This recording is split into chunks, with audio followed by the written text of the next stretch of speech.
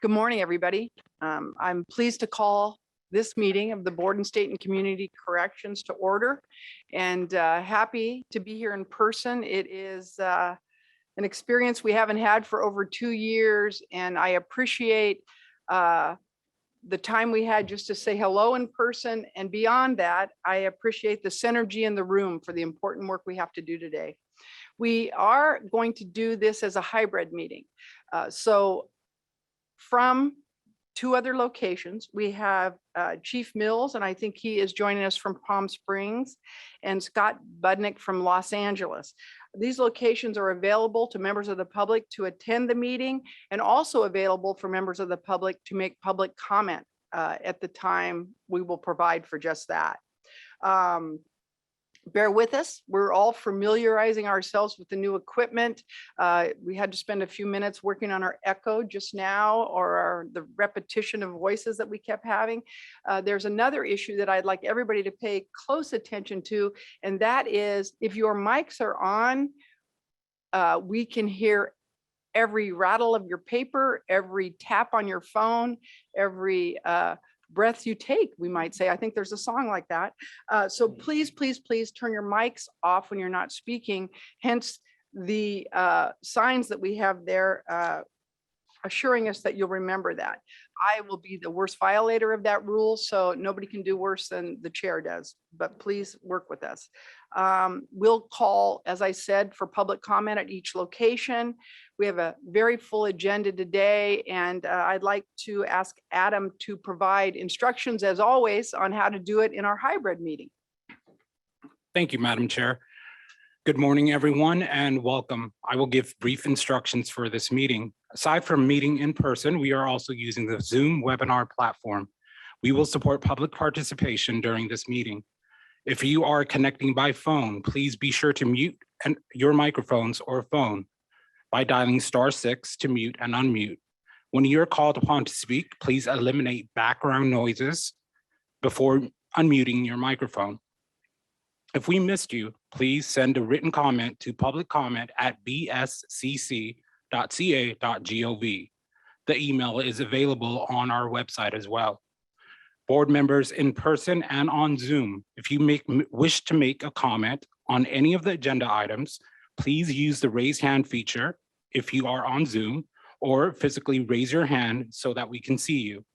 For members in the boardroom, please state your name before you make a comment, so those participating remotely may know who is making the comment.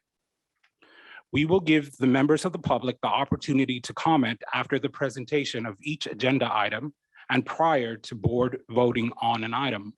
Agenda item 6 is the opportunity for any member of the public to make a comment on any agenda items or other comments in general. You will have 2 minutes for your comment.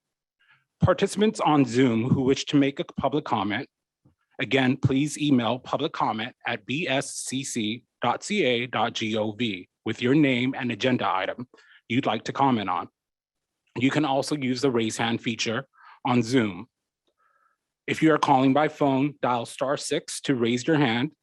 I will call out the phone number you dialed in with. Unmute your phone by dialing *6. We will lower your hand once your name is received. Public participants in the boardroom, please complete the public comment card on the table by the entry door and provide it to me during the meeting. Public participants who wish to make a comment at the Palm Springs location and the Los Angeles location, please provide your name to the board member, to Board Member Mills and to Board Member Budnick. Mr. Mills and Mr. Budnick will call out your name during the public comment period. All agenda items that require a vote during this meeting will require a roll call vote, and I will call out each member's name at the end of each agenda item. As Chair Penner stated, board members in the room, please turn off your microphones when you are not speaking. Remote members and public members on Zoom, please also mute yourselves when you're not speaking. We thank you for your patience. Madam Chair, that concludes my instructions. Thank you, Adam. Now we turn to a part of the agenda that is joyous for all of us at the BSCC. And I know you board members, when you have some time to spend with our new board member, you will be joyous also. I'd like to welcome Miguel Garcia to the board today. He comes to us as a Senate Rules appointee, and currently he is a state youth justice specialist for the Anti-Recidivism League, Coalition League, pardon me. There's a whole, yeah. I got my Marvel movies mixed up. Excuse me, pardon me. Because he's marvelous, and that's my story, and I'm sticking to it. Miguel's resume is long, and I hope he will point out a few of those life experiences to us after his swearing in. But as we look at how accomplished he is, he currently serves with us with the State Advisory Group on Juvenile Delinquency. He is working on the as a governor's appointee to the Secure Treatment Track for with OYCR. He has many things to his resume. He's previously from Riverside, where he got his bachelor degree. And beyond that, he is a caring, energetic advocate. I think he will bring flavor to this board that we will all learn to appreciate. We've had some personal time with him since his appointment, and I'm really excited about what the future holds for us with you on the board. Thank you. I'm excited to be part of this board. Sometimes seems surreal. I'll just keep my comments short, and I'm excited to get to work. All right. I wish you wouldn't keep them that short, but we'll give you another shot to talk about yourself. So I'd like you to stand now, and I'm going to administer the oath. Right hand, please. I Miguel Garcia, do solemnly swear do solemnly swear that I will support and defend that I will support and defend the Constitution of the United States, the Constitution of the State of California, and the Constitution of the State of California against all enemies, against all enemies, foreign and domestic, foreign and domestic, that I will bear true faith and that I will bear true faith and allegiance to the Constitution of the United States to the Constitution of the United States and the Constitution of California. and to the Constitution of California.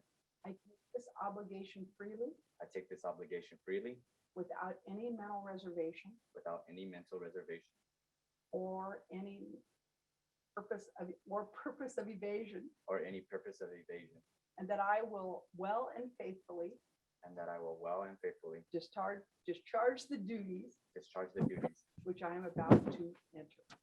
about to enter. Thank you, Miguel. It's so great because the one sentence he said, the one sentence he said he was nervous about, I messed up. Thank you. Thank you. I do a lot of oaths and you did great because Yes. most everybody, that whole mental reservation thing gets people Yeah. every time. It makes you mentally reserved. Anything else you want to say? Again, this moment seems surreal to me. Stepping out of DJJ, I was pointed and directed with an opportunity. And the individual that pointed me and directed me to that opportunity is on the camera, Scott.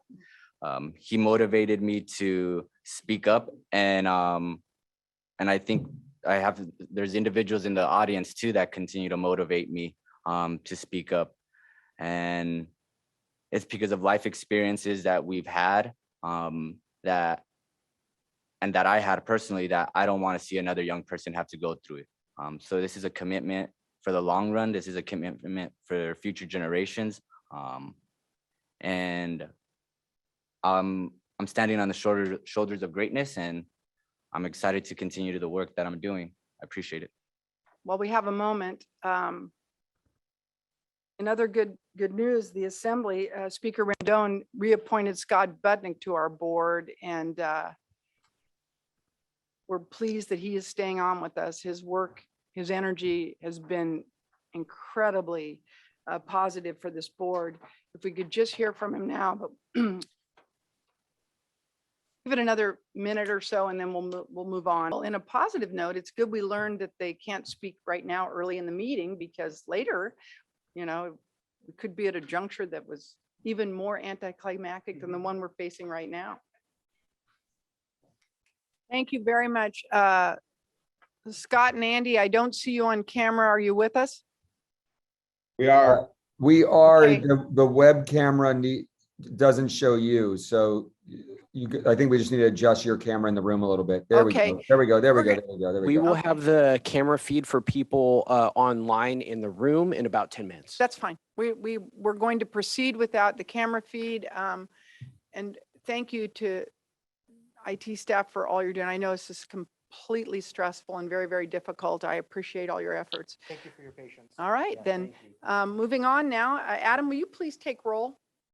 Chair Penner, Present? Miss Allison, Mr. Vera Rosa, Present. Mr. Groudon, Here. Mr. Haynes, Present. Miss Vernon is absent today, Miss Scard, Here. Mr. Mills, Here. Mr. Budnick, Here. Mr. Garcia, Here. Miss Kumpion. Ms. Chavez is absent today. Madam Chair, we have a quorum. Thank you. And once again, to members of the board, please turn off your microphones if you are not speaking. And I'm going to go directly to our informational items. And I would ask Executive Director Howard to provide us with her report. Thank you, Madam Chair. Good morning, members of the board. Katie Howard, the Executive Director here at the BSCC. Very happy to be here in person. We apologize for the technical difficulties, and I want to thank our team as well for their incredible work in figuring out all these complicated setup issues. The PowerPoints are in your binder. So board members here in the room and for everyone listening online, I'm going to review the COVID-19 data in county detention facilities. I believe it's under Info tab 1 and behind a goldenrod slip sheet. Info item 2, COVID-19. As you see on the first slide, board members will recall we've been making this presentation, an update on this presentation at every board meeting since we began collecting the data on COVID-19 in July of 2020. The first data slide shows the population trends going back to prior to the pandemic, where the statewide population in all adult facilities was 72,758. As you can see, the lowest point came in May of 2020. These data are our overall population. We haven't yet addressed the COVID numbers here, but you do see there was a very significant population drop in May. It did begin to climb back up and has been holding steady between 59 and 60,000 since about December of 2020. The next slide will show some very significant improvements in the COVID-19 trends in county jails. Obviously, the Omicron virus was a huge issue, and you can see on the next slide, the top part shows the number of tests, and the bottom part has the even better news about the number of confirmed positive cases. The spike occurred, at about the second week in January and has dropped very significantly since then. And so for the last week of data that we have reported, reminding people we have a public health protocol that says if a facility reports fewer than 10 cases, we don't specify what that number is, if it's 1 or 2 or 3. So we show a band between 15 and 150 positive cases across the state in the last week of reporting, and that number is much closer than 15 to 150. I want to also give you some information on the positivity rate. As you can see, it tracks a similar graph as the cases on the prior slide. And then the hospitalizations. Again, there were a larger number of hospitalizations in the middle of January, end of January, and those numbers have come down as well. We also have the data on our juvenile detention facilities, beginning with population. Very similar graph to the adult story. Statewide, the population in county juvenile detention facilities is at just over 2,000 right now. And also the case trends and number of confirmed positive cases have dropped a great deal. On the last data week that was reported, there are between 2 and 20 positive cases statewide, and the number is much closer to 2. Finally, the positivity rate tracks that same information. I would be happy to take any questions that you may have on the COVID-19 data. Hearing none. Madam Chair, I'd like to move on to the briefing on the San Diego audit report. Thank you. We talked about this briefly at our February meeting. At that time, the audit report had just been issued and we had not had the benefit of reviewing the entire report because our advanced copy was redacted and only focused on the sections that pertain directly to the BSCC, which is the auditor's protocol. But now that we've had more of an opportunity to go all the way through the report, starting off kind of with a big picture summary. The subject of this audit is, of course, a very, very serious and difficult issue having to do with deaths in custody. And the data do show that compared to other large counties, San Diego County has had a higher rate of deaths in custody. And much of the audit report focuses on things that the auditor believes that San Diego County should be working on. We are aware and hearing some reports from San Diego about the efforts that they are undertaking. Kate, we're going to restart this item. I think is an important issue. Would you back up just a bit and then carry on regarding the San Diego audit report? Thank you, Madam Chair. Checking audio. Can you hear me, Scott? Yes, we can. Yes, we can. All right. Turning again, yes, the topic of the audit report that was published earlier this year is higher than average rate of deaths in custody in the San Diego County jails. And there are some of the issues that are addressed in the audit focus specifically on the regulations that we promulgate and inspect to. So I want to focus my presentation today on some initial analysis that our team has been able to do on these recommendations, and then to ask the board to give the opportunity to the board to discuss further and ask follow-up questions on what we believe might be some appropriate next steps here. So the three topic areas that were focused on BSCC responsibilities have to do with mental health screenings, safety checks, and training. And I'm going to take each of those and provide some feedback based on our further analysis of what the audit report reflected. Clearly, mental health screenings in county detention facilities are vitally important. They have to be done timely, they have to be done thoroughly, and they have to be done by people who are sufficiently trained to do them well.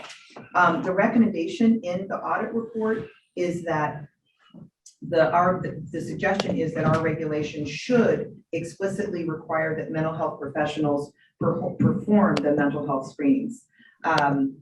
And that was specifically focused on intake screenings. There are mental health screenings conducted in jails by mental health professionals, but it is true that not every single intake screening. Hey guys, sorry to interrupt. Someone's typing and we can hear them typing the entire time louder than Katie. So whoever's typing, please mute. Thank you, Scott. Appreciate that. And let us know, please jump in, Scott. We want to do everything we can to help the meeting be accessible. So please jump in again if there are, noise issues like that. Anyhow, when you consider that people are booked into county jails at all hours of the day and night, it is also the case that sometimes an initial intake screening might be conducted by someone who is trained to do that, but may not be a health professional. So, in terms of the level of requirement in our regulations across the state, there has to be a framework that provides reasonable requirements that counties can actually carry out. I would add that the mental health screenings that are addressed in our regulations are consistent with national standards on how those should be done. So at this point, I think you'll find in many large counties, and certainly some counties where there's been litigation on these kinds of issues, there are different practices across the state.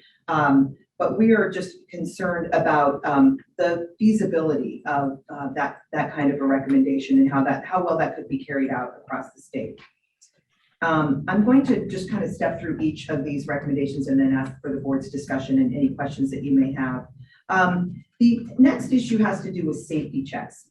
again, a very important and central part of jail operations, particularly where making sure that the staff inside the facility are aware of what's happening with the people who are housed there, and that the purpose of a safety check is to determine the safety and well-being of the people in the facility.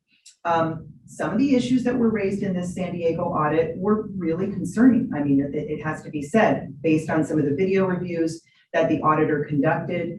They indicated that they saw videos where officers would be walking down a hallway, barely looking into the cell, not breaking stride. And these kinds of things are concerning. There's no question about it. But the regulation, we don't believe, is where the deficiency lies. The deficiency appears to lie in how the facilities have been operated. So I want to add that on the most recent revisions to the adult regulations, we added a phrase to explicitly require that safety checks determine the safety and well-being of individuals. And I would say that that has always been the purpose of safety checks, but sometimes when it comes to audits and regulations, that of course the details matter. So we've stated it much more explicitly that a safety check is for that purpose. We're getting a huge echo for people online. Scott, can you still hear me?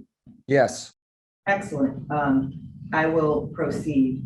One of the things the auditor did was to look at several other large counties and how their local policies spelled out what should be done on safety checks. And as one example, the Riverside County policies were reviewed, and in Riverside, they built a little bit more granular detail into their safety check policy, having to do with the frequency of supervisor reviews of safety checks. And those things are all possible for each and every county to do and write into their policy. So I would simply indicate that on the issue of should there be further detail added to the state level regulation on the next round of revisions, that's absolutely something that we can look into. But I, for one, feel confident that the purpose of the safety checks is now really well outlined in the regulation as it's been updated. The third issue that specifically touched on the BSCC has to do with training standards. And as board members who've been here for a while will know, a couple of years ago, we did enormous updates and modifications and really enhancements to our statewide training standards. And the training standards that the BSCC is responsible address a variety of different job classifications in local detention facilities. So there are adult correctional officers, juvenile correctional officers, and probation officers that we do the training standards for. And what the auditor recommended is that there be a larger number of training hours. Let's see, just referring to my notes here. Right. So the recommendation is from the auditor is that the adult correctional officers should receive 40 hours of annual training to make their training hours on par with probation officers. And while again, we do not for 1 minute dispute the importance of training and how critical it is to ensure the proper operation of facilities, but the job of probation officers and adult correctional officers are quite different. And we can, provide you more information of what goes into the ACO training standards. And, when we asked, well, to what extent did you identify insufficiency of training standards as something that was specifically related to the higher than average in custody deaths? And quite honestly, it seems to me that the auditor's response was, well, we just think more training is a good idea. Well, I think until if there's not a linkage established there, that may not necessarily be something that's necessary. We already require 21 hours of behavioral health training for every officer on issues including suicide prevention, stigma and bias, trauma, emotional survival, interventions and resources, and recognizing signs and symptoms of mental illness and trauma. We have to have well-trained officers in these facilities doing their jobs well. And it's devastating to think about, any death in custody, and certainly preventable deaths in custody. But quite honestly, based on what the audit includes, it doesn't seem like these recommendations are really sufficiently directed at reducing preventable deaths. So on these three issues, the training standards, there's more detail that I could go into, but I'd like to see what questions the board members may have. Training standards, safety checks, and mental health screenings. Some of these can be reviewed in subsequent round of regulation revisions, but at this point, those are kind of our staff analysis of the audit report, and I'm happy to take any questions that you may have. Looking to board members for questions or comments? Sure, Sheriff. This Okay, is so- Sheriff Crowden. So on the mental health screening, so they recommended a mental health professional screen every booking. At intake, yes. And that's gonna be, that would be a huge, Sheriff, I need to add something. Thank you. Aaron's just reminding me. The audit report did recommend, and this is potentially problematic in a different way, that the rules should be different for larger counties than small on this mental health person trained, in mental health, doing the intake screening would not affect your county. It was for counties that house more than 1,000 people. Is that right, Aaron? Thanks for that correction.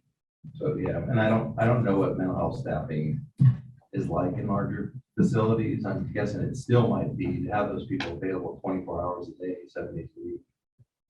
I know community behavioral health, crisis behavioral health workers in small, medium counties, it's a hardship to have them available for community crisis behavioral health services, but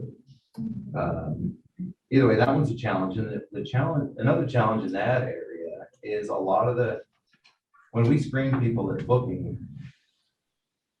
we screen on the mental health side, just like we do medical. And if someone's in mental health crisis, we'll reject them at booking just as if they had a substantial physical injury that needed immediate treatment. And so then, and that causes some grief with the arresting agency sometimes. But they go off, they go to the hospital, they get evaluated by a mental health professional of some sort, and then they end up oftentimes coming back to jail. But, I mean, part of this goes back to the whole issue that a lot of these people that have these severe mental illness shouldn't be being booked in the first place. And I know the legislature is trying to take some steps towards providing alternatives, but what we all see in law enforcement is these people. It's unfortunately the system doesn't exist for a lot of these these people. They commit very low level crimes, and they just keep getting booked in and out of the system. But anyways, I know that's just a sort of a position statement from me, I guess. But there are a lot of unaddressed mental health issues in our communities. On safety checks, one of the difficulties with safety checks is when we're going to check on those people, there's been some litigation on, some agencies had, well, you've got to almost, ensure they wake up or, really shine the light on them and do something to get some action out of them on each safety check. The problem with that is you're waking them up multiple times every night. So it's a tough balance. I mean, our people, I know they go into the cells, they look just to make sure there's breathing, and then move on. Sometimes safety check isn't as simple as people might think it is to do. I think that's a very important point. You want to ensure they're safe. You want to make sure clearly they're alive, but you don't want to sit there and wake them up every hour either. So I think it's important when considering regulations, it's important just to have those line level personnel and do those things weigh in, on how complicated it actually can be. Then on training, we're always open to more training. We just need more money for it. Yeah, thank you, Sheriff. For sure. I did have a question Sure. as it relates again to the suicide prevention screen. Was there an option to utilize like a registered nurse screen, utilizing a tool, and then to alert mental health as needed? Was that a suggestion that the board gave? Secretary Allison, I am not certain what the answer to that question is, but I believe Allison Danfer might be able to help me. So the question has to do with suicide screening and, would you mind repeating your question? Sure. Whether the appropriateness of, or examining the possibility of utilizing registered nurses for that function, utilizing a very specific tool to assess at intake to assess, whether it be medical issues, but also to address any potential suicide risk factors. So typically, suicide prevention screening can be done as part of the intake process, and sometimes it's done, as a separate process. Usually agencies use a validated tool where trained custodial or civilian personnel can do that screening that will trigger a contact with an appropriate mental health person. So there are some agencies that would have a registered nurse doing it, but more often than not, it's a person trained to use that tool, and they might be a civilian, they might be a correctional officer, but the way it currently works and best practices with the National Commission on Correctional Health Care also allow for that trained person to do it, not necessarily a medical or a mental health. Thank you. Health.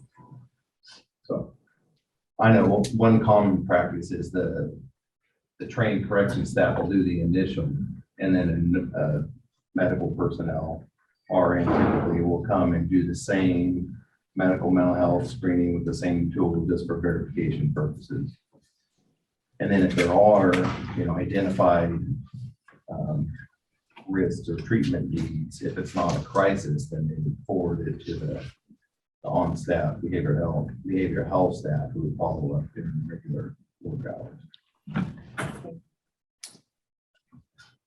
This is Chief Haynes, and I agree with the sheriff is that we do have correctional staff, especially in those hours where we don't have medical available to be able to conduct those kinds of assessments.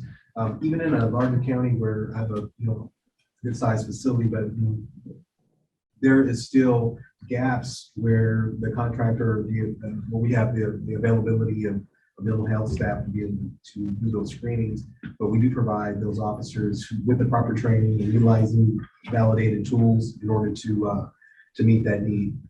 But also built into the processes that we have follow-up with mental health within a certain amount of time in order to make that evaluation by a trained mental health professional. Thank you, Chief. It's really helpful. Anybody else on the board like to comment? I would. I'd like to comment. Is this on? Does it sound Yes, on? your green light is Yes, on. it You're is. good to go. So thanks very much for all of that.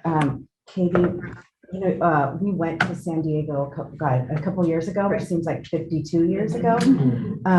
And I remember when we went there, there was a woman there who had died just a few months before. And so we were thinking about that a lot when we were there, and hearing you talk about the mental health screening, the safety and the training.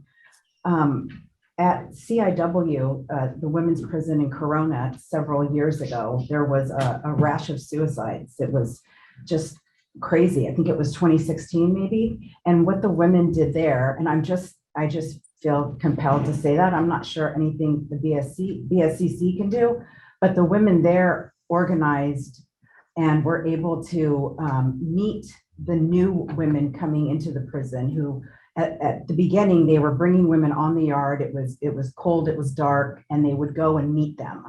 And they began this program sort of like a women helping women, or people inside being mentors. And they were reaching out to the women who were new on the yard. And there was a lot of other programs that started. The women were able to connect again. They were able to talk again. And looking at these numbers here at San Diego, I can't help but wonder if and again, I don't know if that's something that we can do here, but I just felt the need to speak to that, where the suicide rate did drop once the women were able to talk with each other more. The yard became open, and they started this program also where they weren't deemed triple CMS, and they were able to get four times with a therapist, that it wouldn't be marked, they wouldn't be denoted as a triple C. And so I just, knowing that there's some law enforcement here, I just thought I would put that out there, that it did help the issue at CIW. And thinking about safety and culture, I think it also would send a good message that this is what the culture is at this facility. The culture here is that we invest in folks and we invest in our people. So Just wanted to say that. Thanks for your report. Really though. good point. It is a great, the peer assistance is enormous. I mean, we now are holding people longer in county facilities and you make just an excellent point. Mhm. Yep. Would love to support with that. Anyone wants to do that? Yeah. Yes, I would like to make a comment, in particular, the mental health. You're hearing from the sheriff, it's really good to understand that there are differences between small and larger counties. However, large counties have, unfortunately demonstrated that mental health screening is lacking in many of these large counties. Most recently, San Bernardino had a in custody death relating to mental health. You look at San Diego, majority of those incidences occurred based off of mental health episodes. Los Angeles County had almost 55 in custody deaths. If you look into those, and those are related to mental health. So I think the mental health recommendation by the audit is critical, and we should, as a board, take into consideration, but also to the sheriff, be aware that some small counties and medium counties may not have the capacity to be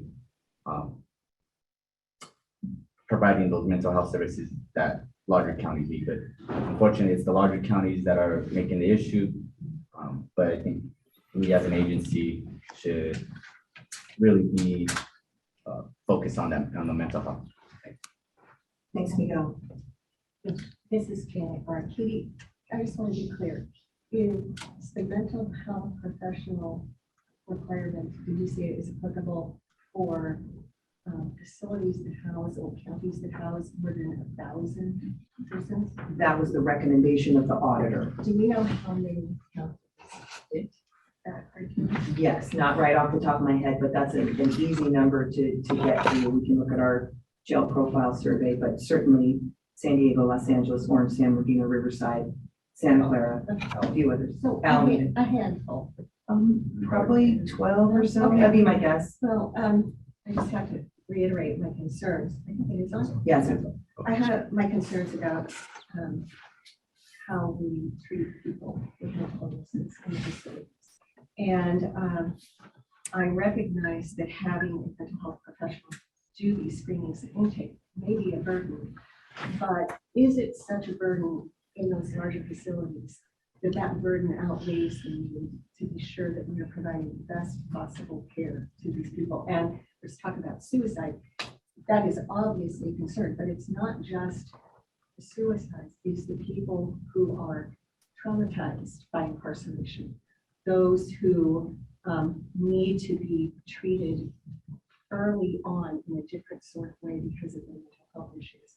So actually, unless there is justification put forward by those facilities who would be subject to this requirement, I think it's something that we ought to be taking on.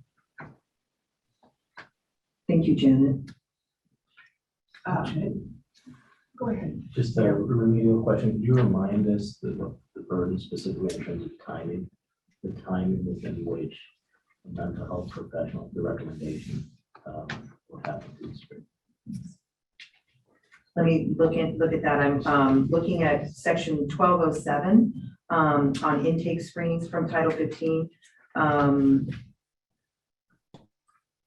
Allison, you can jump in and help me out if you can. I don't see, it says at the time of intake, with the exception of inmates transferred directly within a custody system with documented receiving screening. A screening shall be completed on all inmates at the time of intake. Screening shall be completed with written procedures, shall include but not be limited to medical and mental health problems, developmental disabilities, tuberculosis, and other communicable diseases.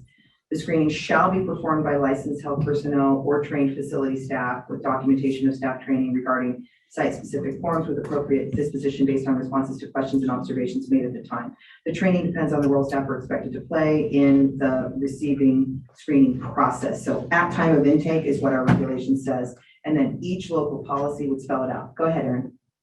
And then just, I'm gonna look at Allison. If they do the non-medical staff screening and then it is indicated that they need further screening, then that has to be done by a medical and mental health professional. Correct. But not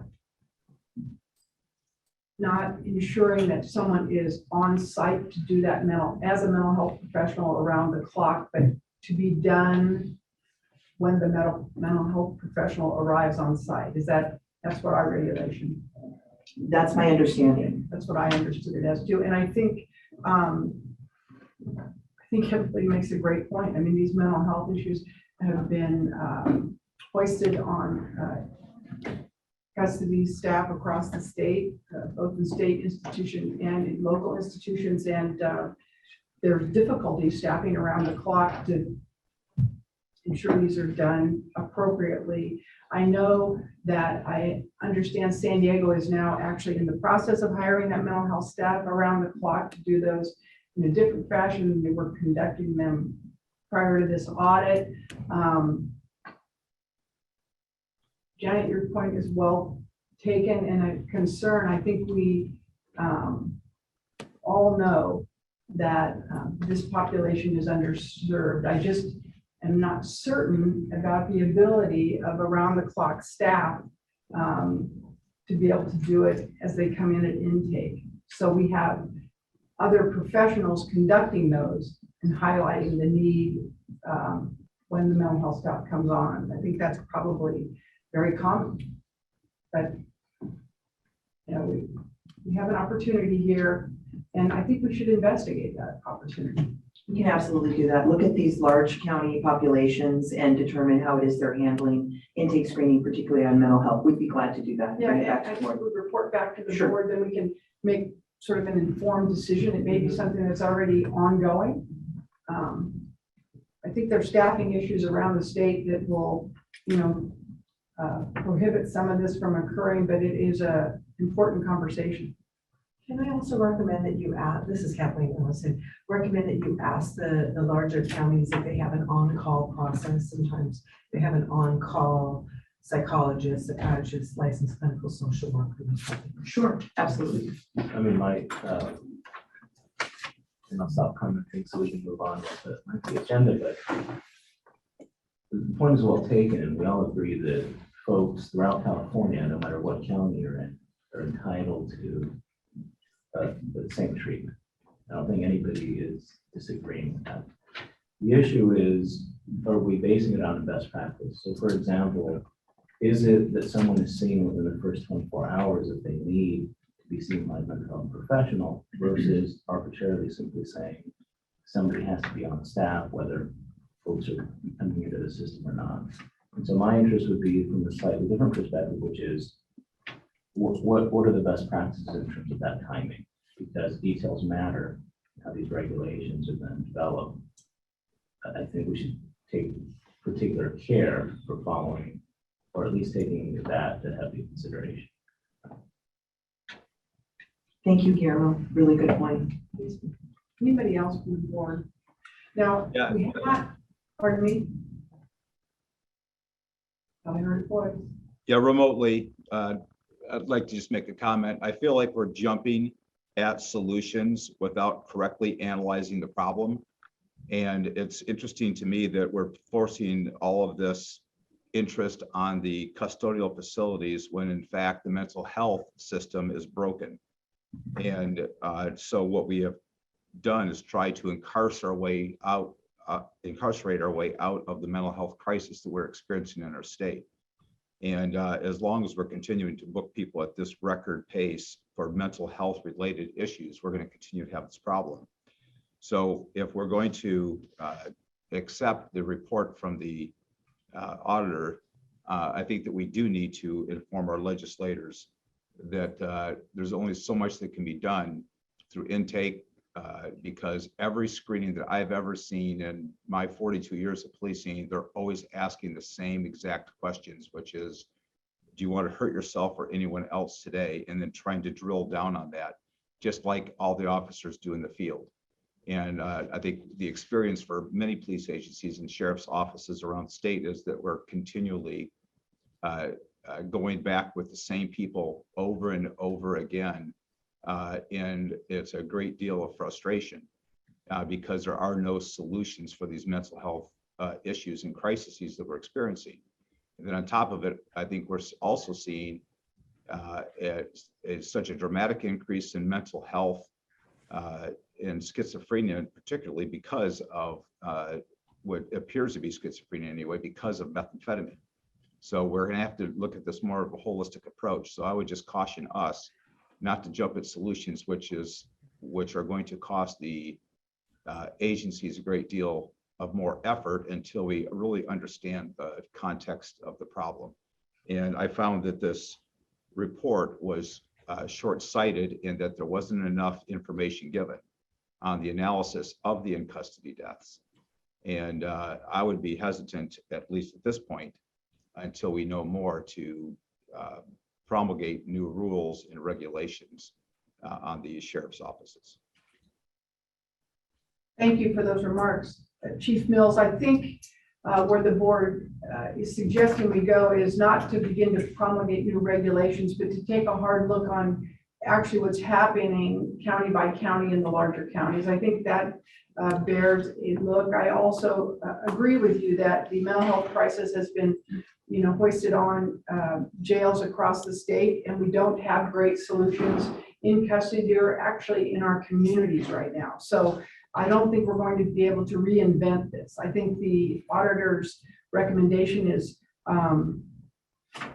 highlights an issue and does not provide solutions, in my opinion. And we are not at that juncture, but we can, as a body, hoist best practices and promising practices and take a hard look at those sorts of things. The peer committees is something I had never considered nor heard of before, but that may be alternatives we can highlight.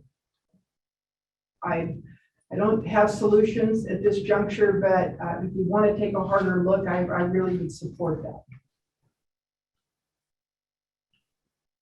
Anybody on board? Now, because we've spent some time on this very issue, I'd like to open it at this juncture for public comment on this subject only, rather than move further down the agenda and lose any traction that members of the public might have right now. So, Adam, do you have anybody in the queue on this audit item only?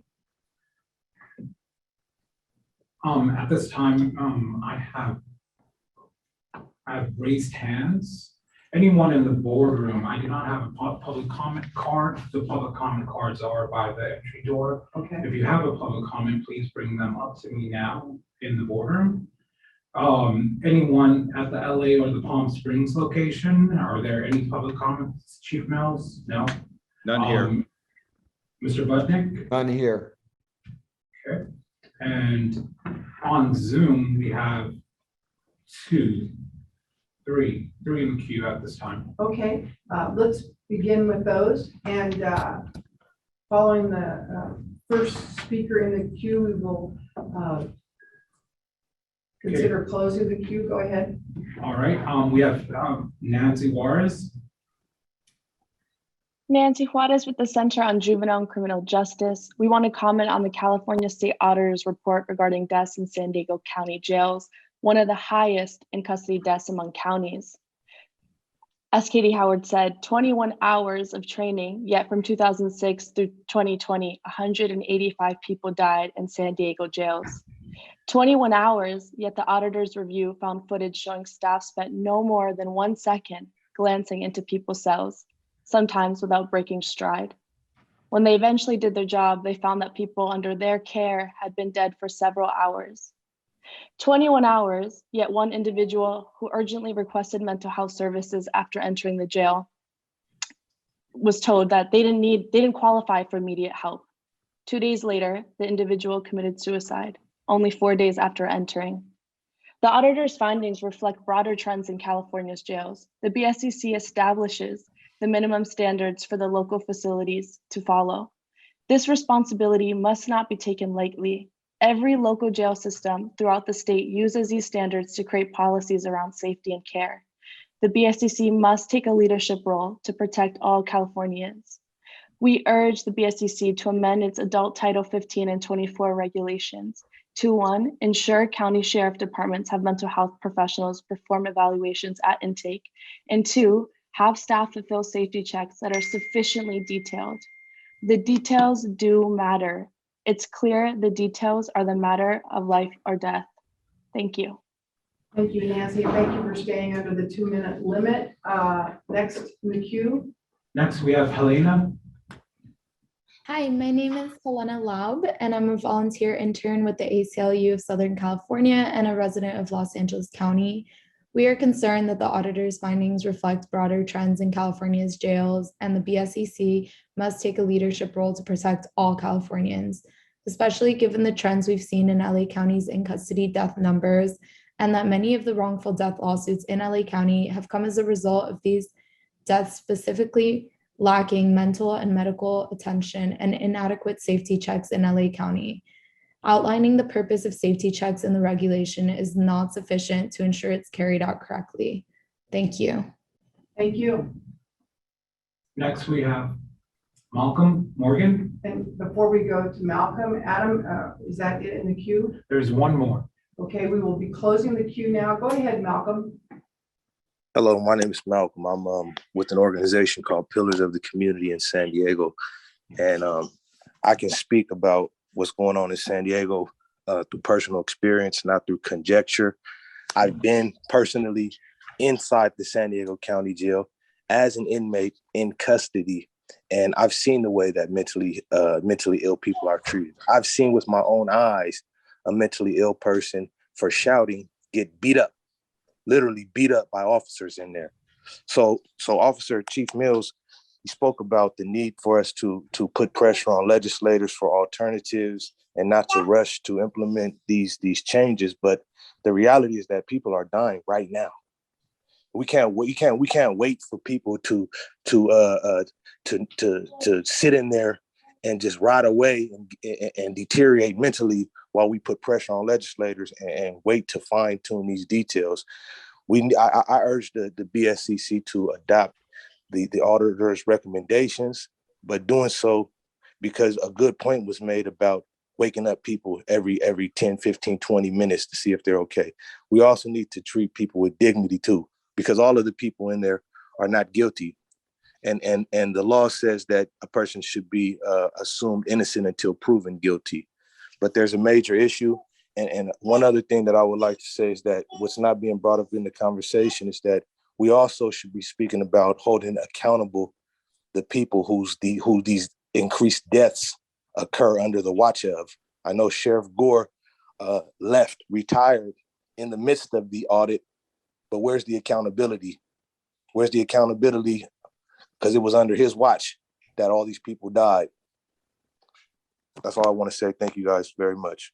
Thank you, Malcolm. And our final comment? Our last comment is from Avalon. Avalon, morning. Morning, everybody. I'd like to speak about the COVID report. I'm not sure if I'm able to do that now. That's fine. I don't have an issue. I just wanted to make sure people were current on the conversation regarding the art. Go ahead, Avalon. Okay, thank you. Good morning, members of the board. This is Avalon Edwards with Starting Over Inc., based in Riverside County. I hate to sound like a broken record, but it's incredibly dangerous for the BSCC to pose as though the threat of COVID spread inside California jails is essentially negligible. In Riverside County, we know that folks inside the jails are not receiving adequate information about the vaccines, leading to widespread vaccine hesitancy. This fits squarely within the sheriff's anti-vaccine and anti-mask political agenda, which he has explicitly spoken about to the press on multiple occasions. When staff aren't vaccinated or masking, and folks inside don't have the information or access they need to make informed decisions about vaccination, the jails become a target for future outbreaks of different variants. The BSCC trusting the accuracy of COVID data from the sheriff's departments that have explicitly positioned themselves as anti-vaccine is deeply concerning and is evidence of the continued conflict of interest between law enforcement agencies represented on the board and the agencies that are supposedly being held accountable by this board. Thank you. Thank you. Thank you, Adam. Back to the board and Katie for closure on this item. I don't see any additional questions, and I will work with our team to come back at the next board meeting with some additional information about how our more than 1,000 rated capacity detention facilities are handling mental health screening at intake. That concludes this report. Thank you. And I think the broad look will be helpful. And now I look at Aaron, and there's this phone is chatting next to me. Oh, got it? Yeah, I think so. Nothing I haven't done before. I would like to say to you, you know. Yes. Oh, no. It's not as interesting as what's happening outside of the room. I would just laugh. Has the board in rulemaking taken into consideration market forces? I mean, do we ever put that in there? I just mention it because this is a particular issue with the Chief Mills point where, you know, intentions don't matter if we're competing with each other for the same resources. And we see this day in and day out where it's the same social worker, the same clinical psychologist that we're trying to get into our facility. There's only one of them in the area. And putting a rule that says something needs to exist that just the market doesn't bear, it's just something for consideration. I'm not sure it's something we put in our analysis, or if we do, I'm not aware of it. I think that's an excellent point. I think that is one of the dangers of audits, is that they can make overarching recommendations that when you try to execute in reality, there are issues in community over community for services. With that said, I think we're in a decent spot to do a look across the state and see how things are being conducted. And your point is well taken. And I think Sheriff Groudon, you know, sort of indicated the same issues. We're competing for interest in what the community needs versus what needs to be done in custody. And I think those realities are difficult. So I look forward to the report back. Thank you, Madam Chair. Just for the board's information, we've looked up the number, and there are 18 counties that house more than 1,000. So it's a sizable number. Okay. All right. But I think this is Aaron McGuire, General Counsel, to Board Member Peter Rosa's sort of question is the board doesn't have regulations that distinguish between large counties and small counties right now. So we promulgate the minimum standards, and for now, at least, those have applied to all 58 counties. So. And it may be our landing spot is to continue to highlight best practices and train towards that. But at this point, I look forward to the information coming back to the board. Okay, we're going to close on that item and then move on to Aaron McGuire for our legal report. If we can pause for just one moment, I want to see if we can get the screen share up without the echo again. Okay. Now this is a moment. Check. Woohoo. There we go. Scott, can you speak for us, or Chief Mills? Yes. Okay, we're good. Yes, we can. Thank you. Okay. Thank you to the IT again. Just very briefly, Madam Chair, we don't have a slew of grants to award for this board meeting. So I would look to the members just to look at the items to make sure they refuse when they need to. I do know at this moment for agenda item 3D that we're going to have board members Kumpion, Garcia, and Bubnick will likely refuse on that item. And then my only other legal update would be there was an attorney general opinion that got issued recently dealing with the grand jury's authority to investigate conditions in the county jails. I didn't realize that was actually an issue in dispute because I thought grand juries could look into county jails, but they issued an opinion confirming that, and that's in your book. And that's all I have, Madam Chair. Thank you. Adam, legislative update. Thank you, Madam Chair. This legislative session, we are tracking bills that may impact the BSCC, current grants, new grants, and the mission and composition of the board. SB 1137, authored by Pro Tem Senator Tony Atkins. This bill would expand the board's mission to include the promotion of legal and safe conditions for youth, inmates, and staff in local detention facilities. This bill will be heard in Senate Public Safety Committee. The hearing date has not yet been set. AB 2343, authored by Assembly Member Akila Weber. This bill is in response to the San Diego Sheriff's audit. report, it would add 2 members to the current 13-member board, one a licensed healthcare provider and the other a licensed mental health care provider. This bill has not yet been heard in the Assembly. AB 2321, authored by Assemblymember Jones Sawyer, juveniles room confinement. This bill would limit the period of room confinement of youth in detention facilities to 1 hour and would require the youth have access to toilets at all hours. This bill is in Appropriations Committee. It would impact Title 15 regulations. Regarding Proposition 47, currently there are 8 bills in both houses that target Proposition 47, addressing issues like increased penalties for prior crimes and reducing the threshold for petty theft to $400. Details are in your binders. Regarding grants, AB 2062, authored by Assemblymember Salas, local law enforcement hiring grants. Upon appropriation of $50 million, would provide grants to incentivize peace officers to work and live in underserved communities. AB 2253, authored by Assemblymember Bonta, gun violence, public health crisis, would require adding a public health approach to gun violence prevention-related programs. This bill may affect our current CALVIC programs. There are numerous other bills of interest that are summarized in your report in your binders under Information tab 4. Retail theft funding for Public Safety Collaborative and a new BSCC grant program to fund specialty courts on homeless and mental health. Madam Chair, that concludes my legislative update. I'm happy to take any questions you may have. Thank you, Adam. Any questions, comments from the board? Yeah, I have one, Linda. It's Chair. It's AB 2951. Have we researched that at all as a board to see what we can do to support that? It's giving grants to cities on the mental health crisis, implementing mental health crisis response teams. I don't know if we've taken a position or had a report out on it, Kate. For the information of the board, this board does not take positions on pending legislation. And we would be happy to give you some additional information about the status of that bill, Chief Mills. We'll add it to our list. Okay.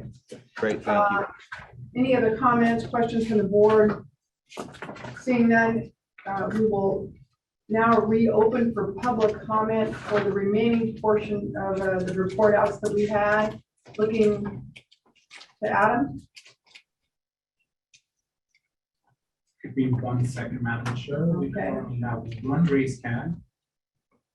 We will take the raised hand that is on the Zoom meeting, and prior to that, I would ask Mr. Budnick, do you have any public comment in Los Angeles?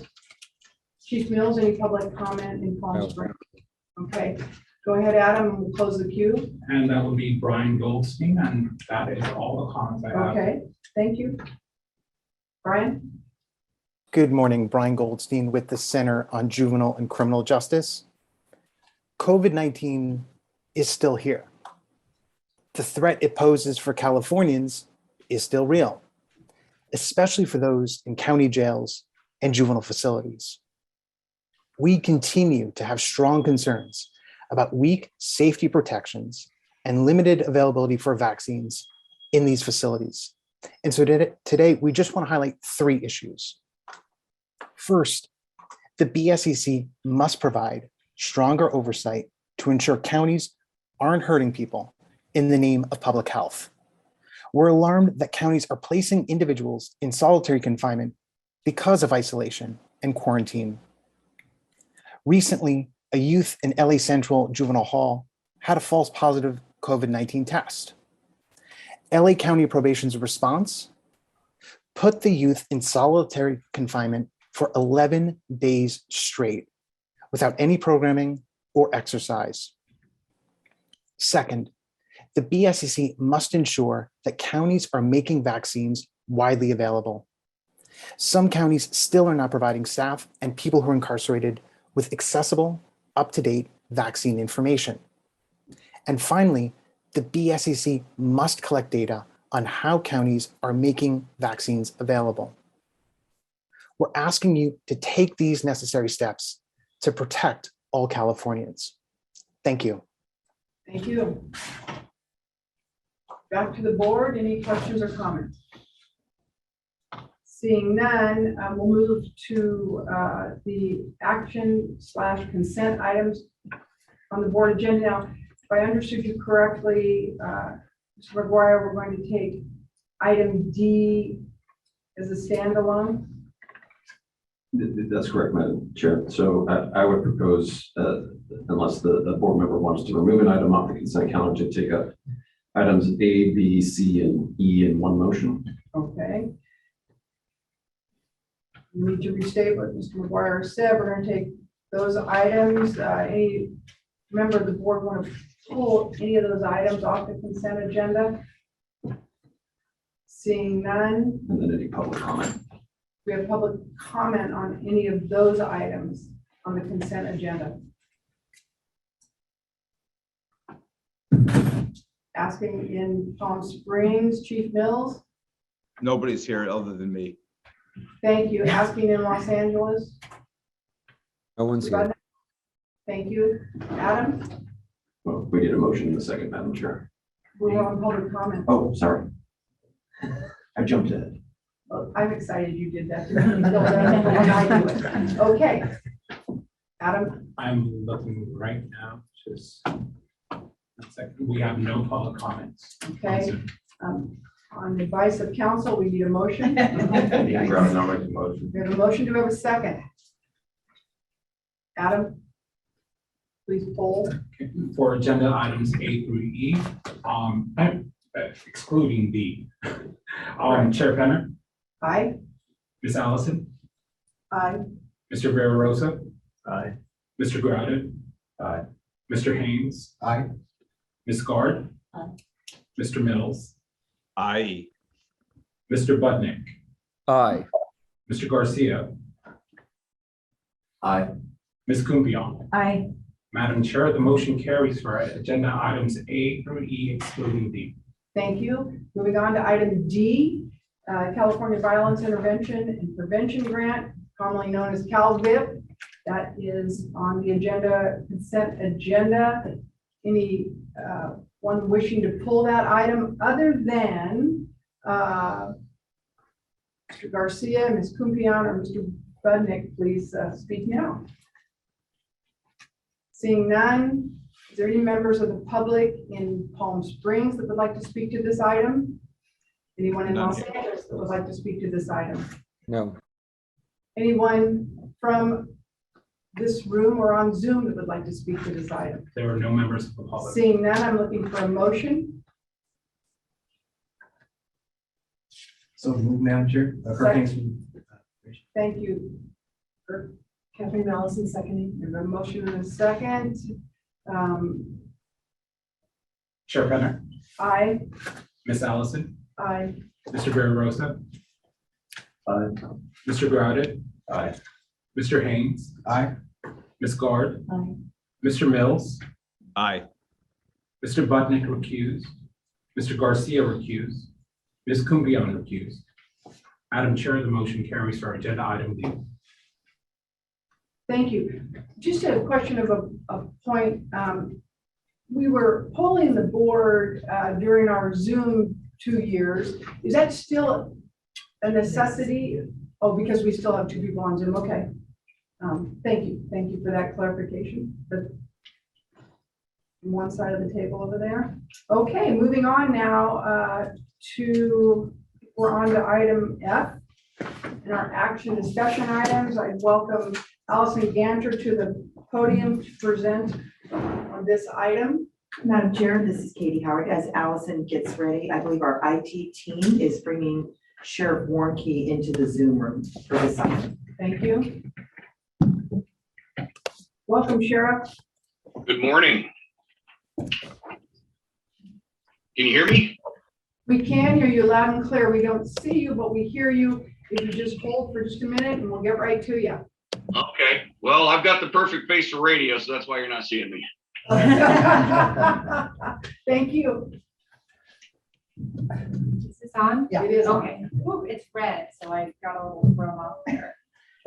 Good morning, Chair Penner, members of the board, members of the community and colleagues. Also, congratulations to Board Member Garcia. I'm really excited for you and for us as well. So congratulations. I'm Allison Ganter, Deputy Director with the Facility Standards and Operations Division. And I am here before you to provide the regular update of detention facility inspection status of non-compliance issues. I'm going to provide a brief update of the information and then ask Merced County Sheriff Vern Warnke to address his agency's items of non-compliance. And thank you, Sheriff Warnke, for being with us today. I'm not quite sure where to look to say thank you, but I know there's promising news for you to share. So I'm going to start with the adult items and a quick reminder of the codes on this chart, which board members also have in your binder. Green means that the agency is in a corrective action plan. Yellow and gray means they are working through corrective action and the BSCC does not feel that there is substantial threat to safety and security. And red can mean several things, including that there's no response to the BSCC report, but also that there is a threat to physical and mental health of the people working in or housed in those detention facilities. So I'm going to do my best with technology. All right, over there. There. Still a little squashed, but perfect. Okay, thank you.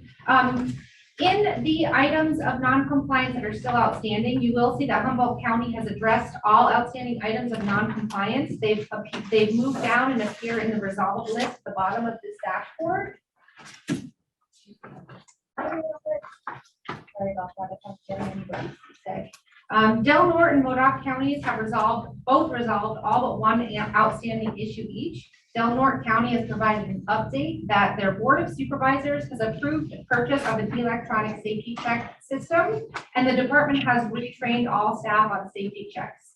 In all of these counties, staff remain in contact and continuously update this information, and no other items for adult detention facilities represent a substantial threat to physical or mental health, and we do not recommend that the board request any sheriffs to appear at this time.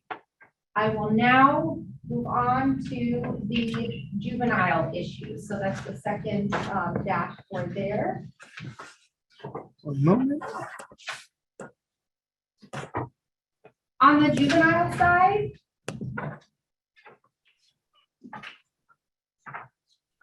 you'll notice that there is a current item of non-compliance for room confinement in San Diego. They have submitted a corrective action plan and are still within their 90-day window to correct these items. The assigned field representative is traveling to the agency this week, and we will keep you posted on this issue. I know the agency is working through the issue. And the only other item that appears on this chart from probation facilities is Alameda County, and they have resolved their items of non-compliance. So at this point, and I'll happy to take questions afterward, I'd like to ask Sheriff Warnke to address the outstanding item of non-compliance at the Merced County detention facilities. And you will see in the dashboard that the facilities were found out of compliance with section 1027, number of personnel, due to the lack of staff to complete all tasks and respond to emergencies. Sheriff Warnke? Well, thank you for this opportunity. And first off, I want to thank BSCC for giving a very accurate report pertaining to our correctional facility here. Had that not happened, I doubt I would have received the outstanding cooperation from our Board of Supervisors to address this issue. And it was the direct reflection of what BSCC did by making that report. 2 days ago, I stood in front of our Board of Supervisors. And because of the report I received from BSCC, they unanimously approved the recommended 16 line staff and 4 supervisors for my correctional bureau. And so we're actively recruiting now to make sure that that happens. I believe Captain Coburn, who is the director of our correctional bureau, sent that information via email. And so we are on the upswing as far as getting more personnel, and I want to thank BSCC for doing that accurate report. So I'm hoping that takes care of business there, but we have gotten it. The Board of Supervisors transferred several $1 million into our account, our budget to hire these individuals. And so we're actively recruiting as we're talking. Well, thank you, Sheriff, for that update. Sorry, my microphone wasn't on. Thank you for the update, Sheriff. Before you go, and I would like to ask you if you could update us on your COVID-19 reporting. I know that you had some challenges with that, and I'm curious about your current status on that issue. Okay, hang on a second while I dig up some papers. Okay. Okay, all right. The status here now, what we did is we implemented a policy here for our incarcerated persons that seems to have motivated some of them to get vaccinated along with their families. Right now, we're sitting at 52% of our population being vaccinated, and our WellPath medical provider, since we started, has vaccinated a total of 1,465 people since this is started. Right now, our current population is 503 between our main jail and our John LaDeRocca Center. And what we've done is that for our visitors and our people in custody, to encourage them, we're allowing, of course, everything's opened up, but we're encourage our population to get vaccinated so that they could have some loved ones come in. And we also encourage their loved ones to get vaccinated and show proof of, so they're not bringing it into the jail. And currently we don't have anybody in our custody that is positive. And we've got 36 between both facilities we're monitoring because of recent bookings. So our WellPath provider has done an outstanding job, and any of our incarcerated people that ask for a vaccine will get it almost immediately. They just have to set the note to our medical staff, and that's provided immediately without question. So is that what you're asking for? That is, and then, you know, because I want more when I ask, I'm really hoping, I know that staffing was a huge issue for you in terms of reporting your data to the BSCC on a weekly basis. And so I'm hopeful that you can begin doing that in the very near future. Well, that's always the plan. And our goal is to make sure that we have that staffing level up so that all these reports and records are made available as soon as they, change, I guess. So we want to keep everything up to date and immediate. So, but having the added staff, and it's going to take a few months to get that done. And for all you sheriffs out there that are hiring correctional officers, stop picking on my people. Yeah, well, that'll happen. And I'd like to take the liberty of having our staff reach out to yours to ensure that we get that COVID data in the near future. So thank you so much for appearing today. I appreciate your frankness on the issues that were presented to your county, and the BSCC staff for identifying those. Well, with all, I guess, mushy stuff aside, I really, really am appreciative of what BSCC did by, I guess, hammering me on the staffing issue, because without that, without your support, I doubt very much that I would have been able to convince our board and county council that this was a major issue. I'd been preaching this for years, and because of your support on this, so it's very genuine. Thank you, and we welcome every time your folks coming down here to point some stuff out. If we don't see it, sometimes you're in the forest, you can't see the trees. Okay, thank you. And any members of the board like to comment on this item? Yeah, Linda, I have a question for the sheriff. This is Andy Mills out in Palm Springs. Just to set expectations, Sheriff, how long do you believe it will take you to get people hired and through the appropriate training so that you can deploy them in the jails? I'm hoping to have them on and within a year, but because of our low staffing levels, we can only train like 8 to 10 at a time. And getting them through backgrounds and such, and as everybody here that's in law enforcement knows, that a lot of the quality individuals are not applying for these jobs. So we'll take 100 applicants and 3 of them actually end up passing. So as soon as we get them in, we're on an active recruitment, and as soon as we get them hired, we get them into training. But like right now, if we put maybe 8 in there, that's as many training as we can do at one time until we get the staffing levels up. So we're going to try and shoot for 8 to 10 at a time. So if that happens, that we should be well within a year having this fully staffed. Great. Good luck. Thank you. Thank you. Any other members of the board, questions or comments? I have a question. And thank you, Chief Mills, for asking that question. That was one of my questions.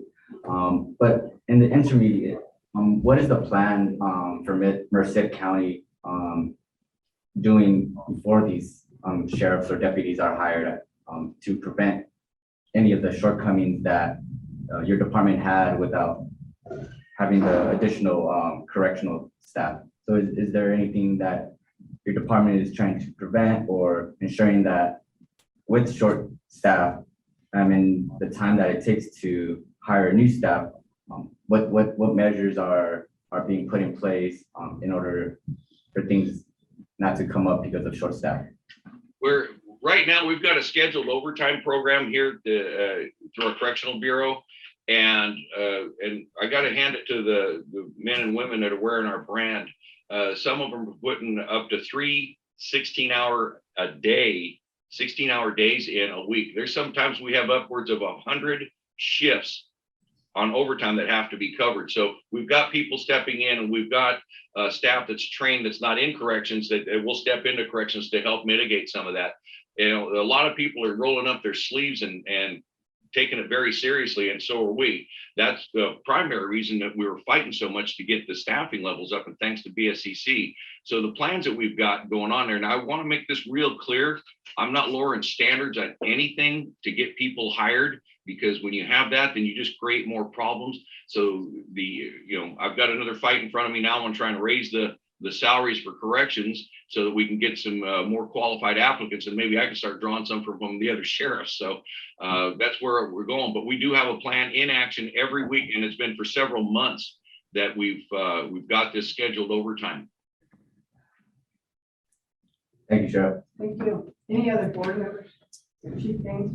I just want to say thank you to Sheriff Warnke for making the comments that he's made and for the progress being made in order to get the staffing up. But I think, Madam Chair, just the point that I think just needs to be made, that staffing across the state for corrections and also for the work that we do on the services side, both probation and law enforcement, it's a challenge right now.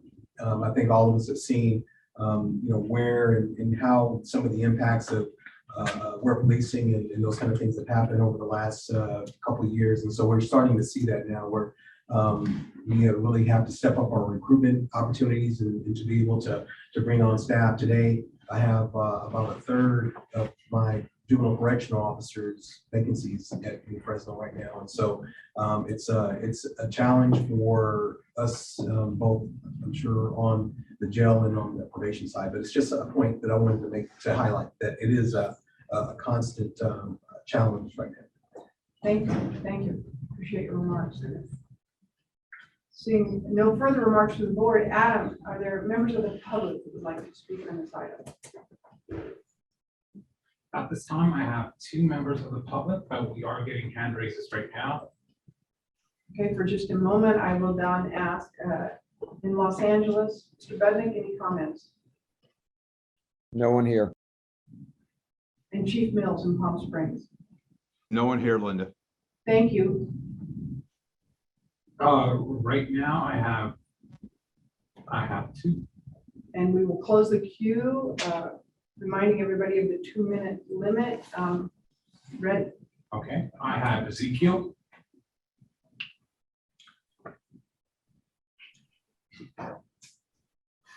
Ezekiel. Oh, in person. Ezekiel, come forward as our first member of the public in person.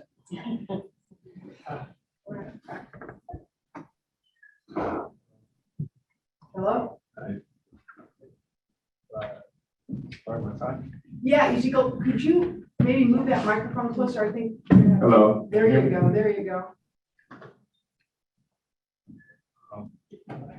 Hello, my name is Ezekiel Nishiyama. I'm the policy and community organizer at the Anti-Recidivism Coalition. At 15 years of age, I was first introduced to the juvenile justice system.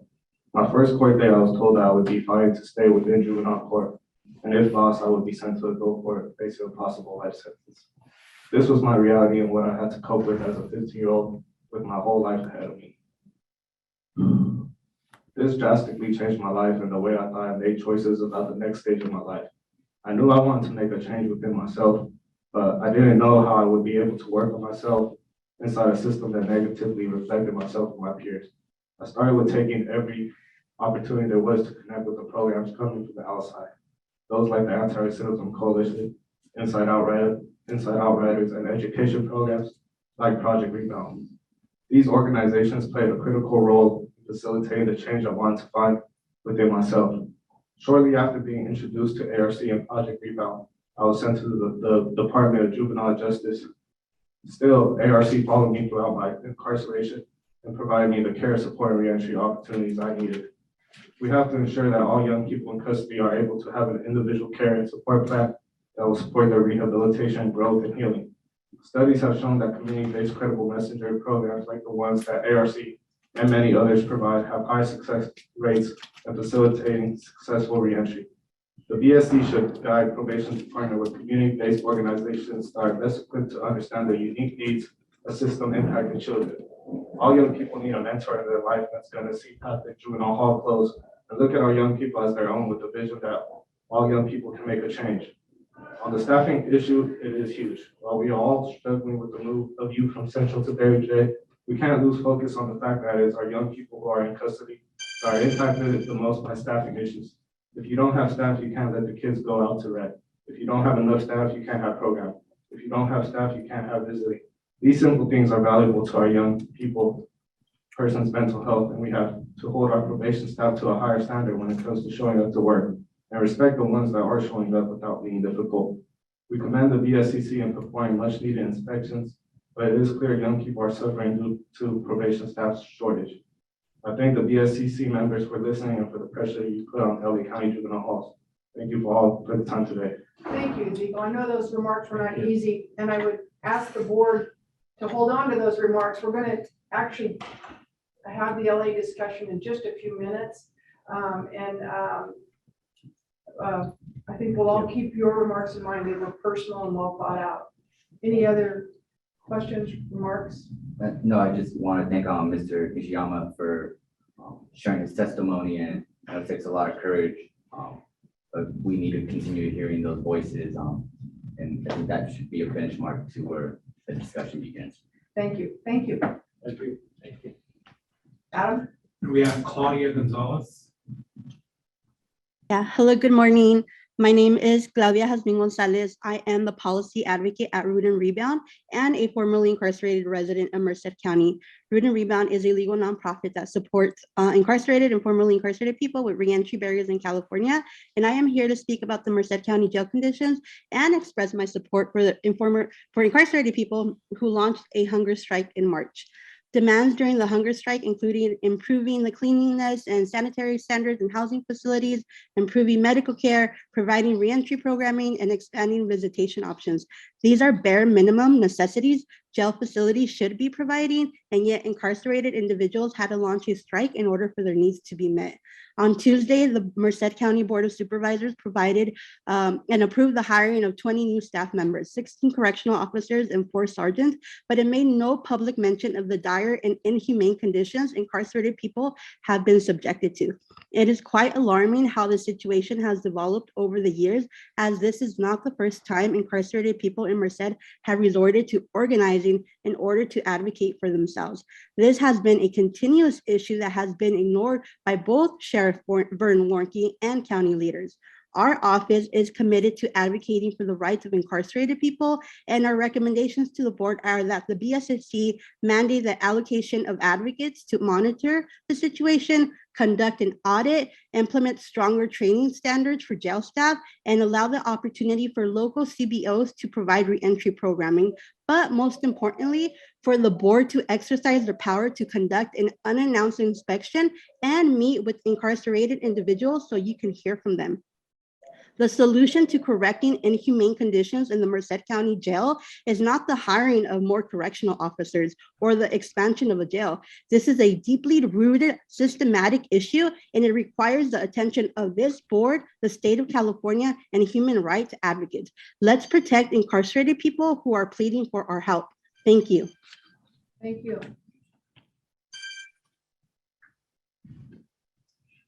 Any questions or comments from the board? Allison, we have a recommendation that may benefit us in repetition right now. I'm repeating the recommendation of staff. So the recommendation is that you approve staff's recommendation to not bring any sheriff's or chief probation officers before the board at this time, based on the information you shared. Thank you. Looking for a motion and a second. Dean Rod, I'll make the motion. Okay, and a second, Approve please. staff's recommendation. Second. Second. With a motion and a second, Adam? Sure. Aye. Ms. Allison is not present. Mr. Vera Rosa? Aye. Mr. Grouden? Aye. Mr. Haynes? Aye. Ms. Scar? Mr. Mills? Aye. Mr. Budnick? Aye. Mr. Garcia? May I abstain? Abstain. Ms. Kumpion? Aye. Madam Chair, the motion carries. Thank you. We're moving on to item G.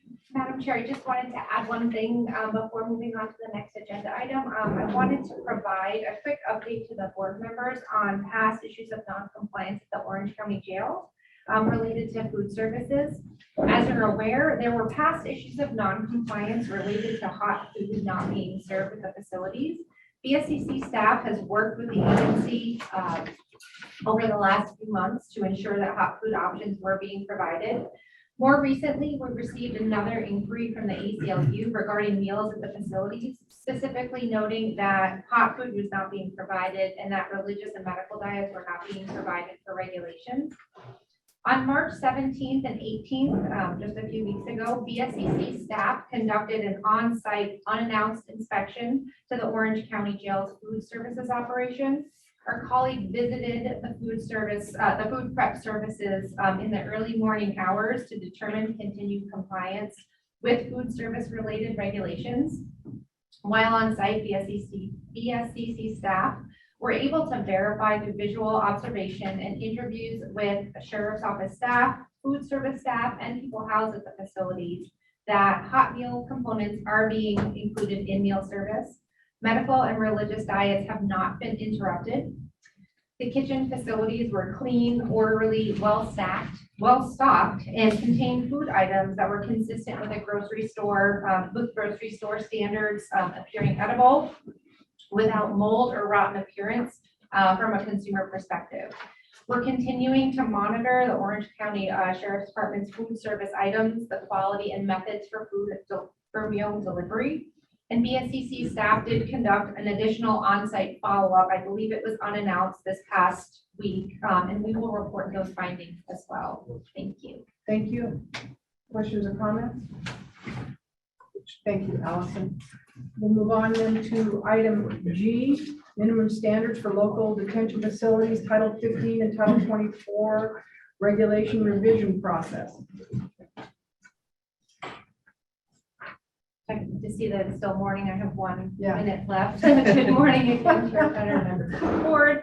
Allison Ganter, Deputy Director of the Facility Standards and Operations Division.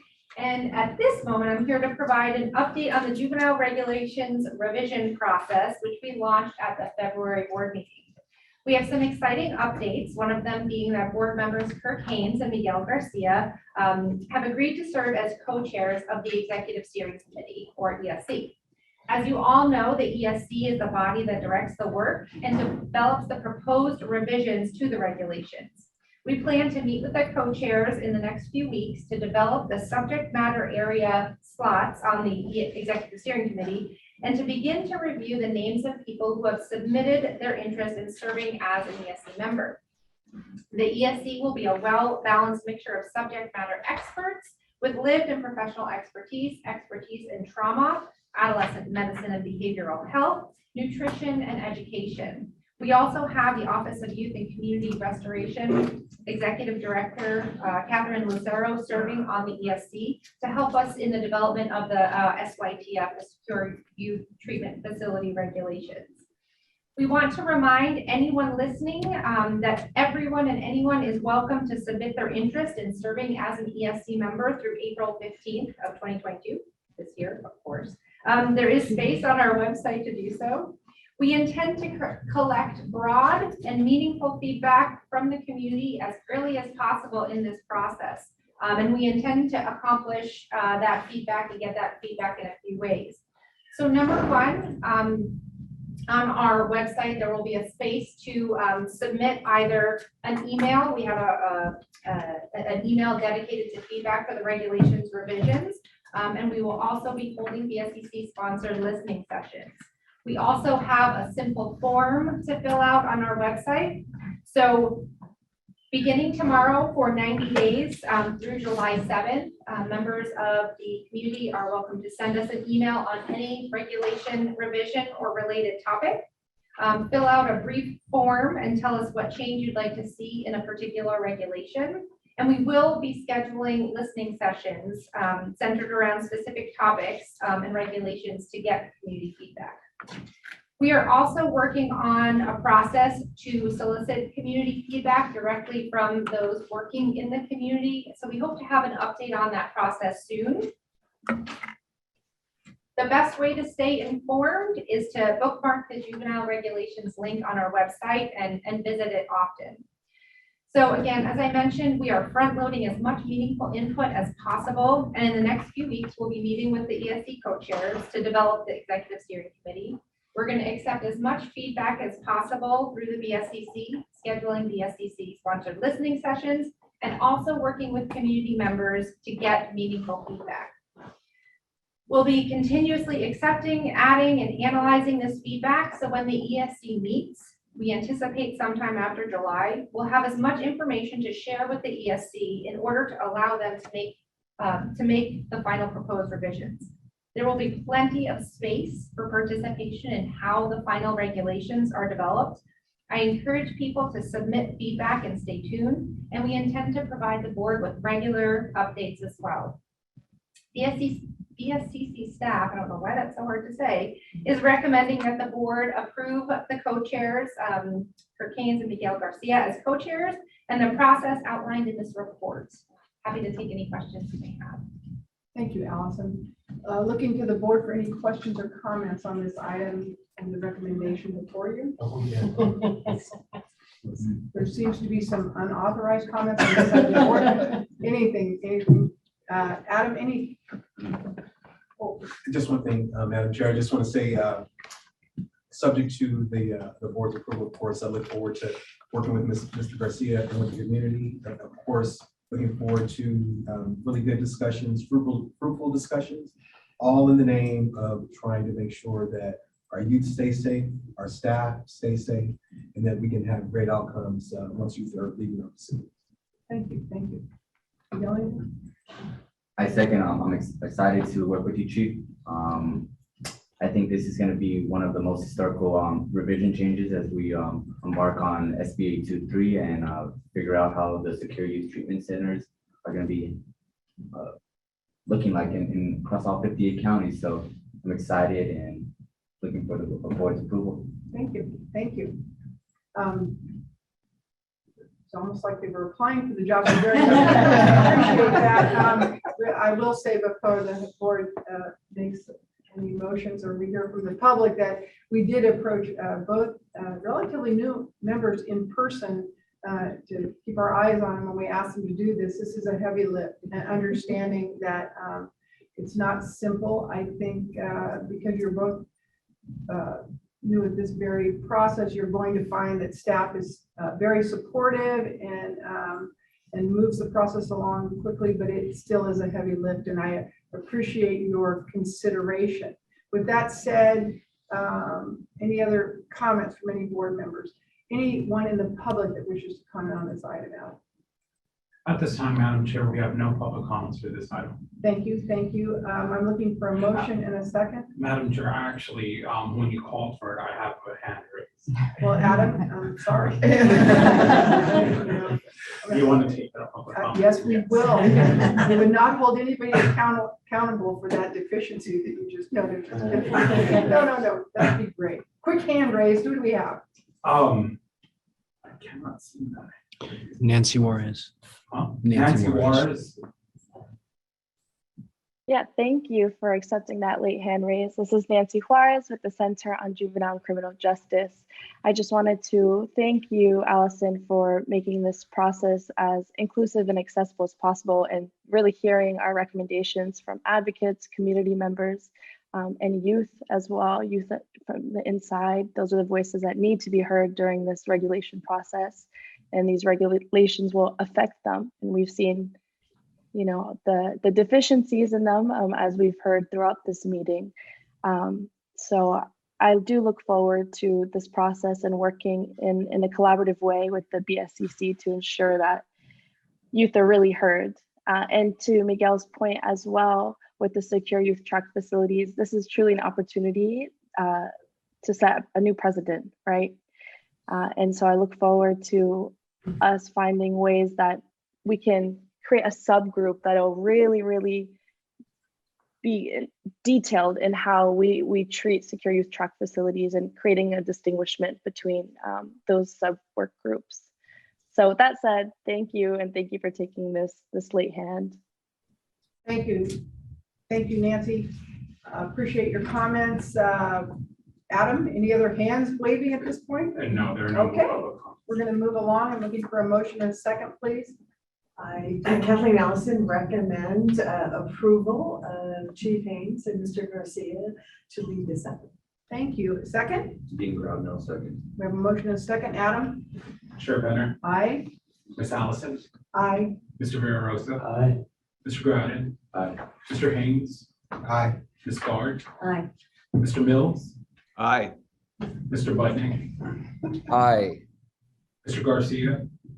Aye. Ms. Kumpion. Aye. Madam Chair, the motion carries for agenda item G. Thank you very much. We're now moving on to item H, and this is the determination of suitability for Barry J. Nardog Hall. As a reminder, this is a follow-up from the November board meeting where Los Angeles Juvenile Hall were found suitable for confinement of youth, but both juvenile halls, well, I don't even, this does not make sense as I read, to be very honest. Both juvenile halls have newly discovered items of non-compliance. I apologize. Allison will present on this issue. Before we do that, thank you all for keeping your microphones off when you're not speaking, and Adam will take members of the audience in the queue as the item proceeds forward. Great, thank you, Linda. Again, Allison Ganter, Deputy Director of the Facility Standards and Operations Division. Before I begin, I do want to acknowledge Lisa Southwell and the incredible work that she's put in and continues to put in to Los Angeles County. She's spent countless hours inspecting, training, and providing technical assistance to the probation department, and I truly feel lucky to have her on our team. I'm going to provide you with information regarding the ongoing monitoring of the Los Angeles County Juvenile Halls and request that the board address the issue of suitability within the meaning of Welfare and Institutions Code, Section 209, Subdivision B, for the Barry J. Nydorf Juvenile Hall in the County of Los Angeles. And as a reminder, Central Juvenile Hall is not part of today's board action. We were notified on March 10th that the probation department was suspending operations at the Central Juvenile Hall, and the inspection, as had been scheduled for March 14th, did not occur at that facility because no youth were housed there at this time. So I'm going to provide some brief history and bring you up to speed on where we're at with Barry J. Nydorf Juvenile Hall. And I know we have some representatives from Los Angeles ready to provide information when requested as well. So after a corrective action plan developed from their February 2019 inspection, the Barry J. Nydorf Juvenile Hall was found unsuitable for the detention of minors at the September 2021 board meeting. While the facility was eventually found suitable after another round of corrective action, BSCC staff identified an additional item of non-compliance at the facility during re-inspection. On November 15th, the Barry J. Neidorf Juvenile Hall in the County of Los Angeles was notified that they were out of compliance with the following item of Title 15, Section 1354.5, room confinement, specifically due to the youth being locked in their rooms for longer than brief periods necessary for institutional operations during shift change. On December 10th, 2021, the BSCC received the agency's corrective action plan, which was approved. This corrective action plan required the agency to outline how they intended to correct the issue of noncompliance and come into compliance within a reasonable timeframe not to exceed 90 days or by March 10th, 2022. You'll see the county's corrective action plan and the BSCC response in your attachments. As part of their corrective action, the Los Angeles County issued an internal memo on November 16th, 2021, which provides that youth shall be placed in their rooms only for the amount of time necessary for shift change, but for no more than 30 minutes at the end of the morning shift and 30 minutes at the beginning of the PM shift. And that's 1 hour total during shift change. And this memo is also in your attachments. Between March 14th and March 29th, 2022, Field Representative Lisa Southwell conducted a re-inspection of the Barry J. Neidorf Juvenile Hall to determine compliance with the agency's corrective action plan related to Title 15, Section 1354.5, room confinement. During this inspection, Ms. Southwell reviewed documentation including unit logbooks, unit status sheets, self-separation logs, supervisor review of video logs and lists of corrective action taken, and supervisor meeting minutes. She also reviewed video from 10 randomly selected days between February 2nd and March 10th, and spoke with more than 110 youth housed in the facility to determine if the facility was indeed complying with its policy of placing youth in their rooms for only the amount of time necessary for shift change and no more than 1 hour according to facility policy. Based on the information that we reviewed during inspection, it appears that Barry J. Neidorf remained out of compliance with Section 1354.5, room confinement, at the completion of the corrective action plan period, March 10th. Specifically, youth continued to be placed in their rooms for periods of time exceeding what Los Angeles County Probation Department had determined necessary for institutional operations.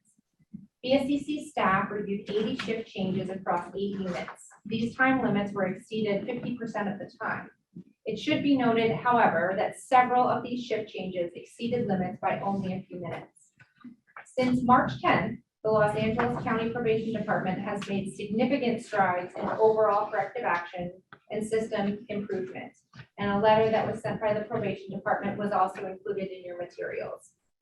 We've also learned that youth will not routinely be placed in their rooms during shift change any longer. When the Central Juvenile Hall suspended operations after March 10th, several transitions in leadership were made at both juvenile halls, and an early review of documentation and conversations with youth currently housed at the facility indicate that corrective action and system improvements continue to be made. Youth interviewed during the inspection reported that room confinements at the facility were improved and had not been excessive during shift change since March 10th. Youth also stated that they were out of their rooms for most of the day, with the exception of shift change, and that staff members were removing them from their rooms during shift change as soon as the next shift was ready. This is a marked improvement from previous reports from youth at the facilities. Based on the information we've reviewed, demonstrating a positive trend toward corrective action, including the temporary suspension of the use of Central Juvenile Hall, BSCC staff is recommending a continuance of the determination of suitability. Upon the board's approval, BSCC staff will inspect the Barry J. Neidorf Juvenile Hall within 30 days to determine compliance with room confinement and the agency's ongoing corrective action plan. I'm happy to take any questions in the future. And just for clarity, and I should have said this before, I want to ensure that we have not vacated Central Juvenile Hall findings. We are simply not considering that as an agenda item today because they moved out of Central Juvenile Hall. We are now discussing issues at Neidorf and Night only. And I tell the board that and members of the public that because it's confusing even to those of us who have been working with this for some time. So I look to the board for any questions or comments.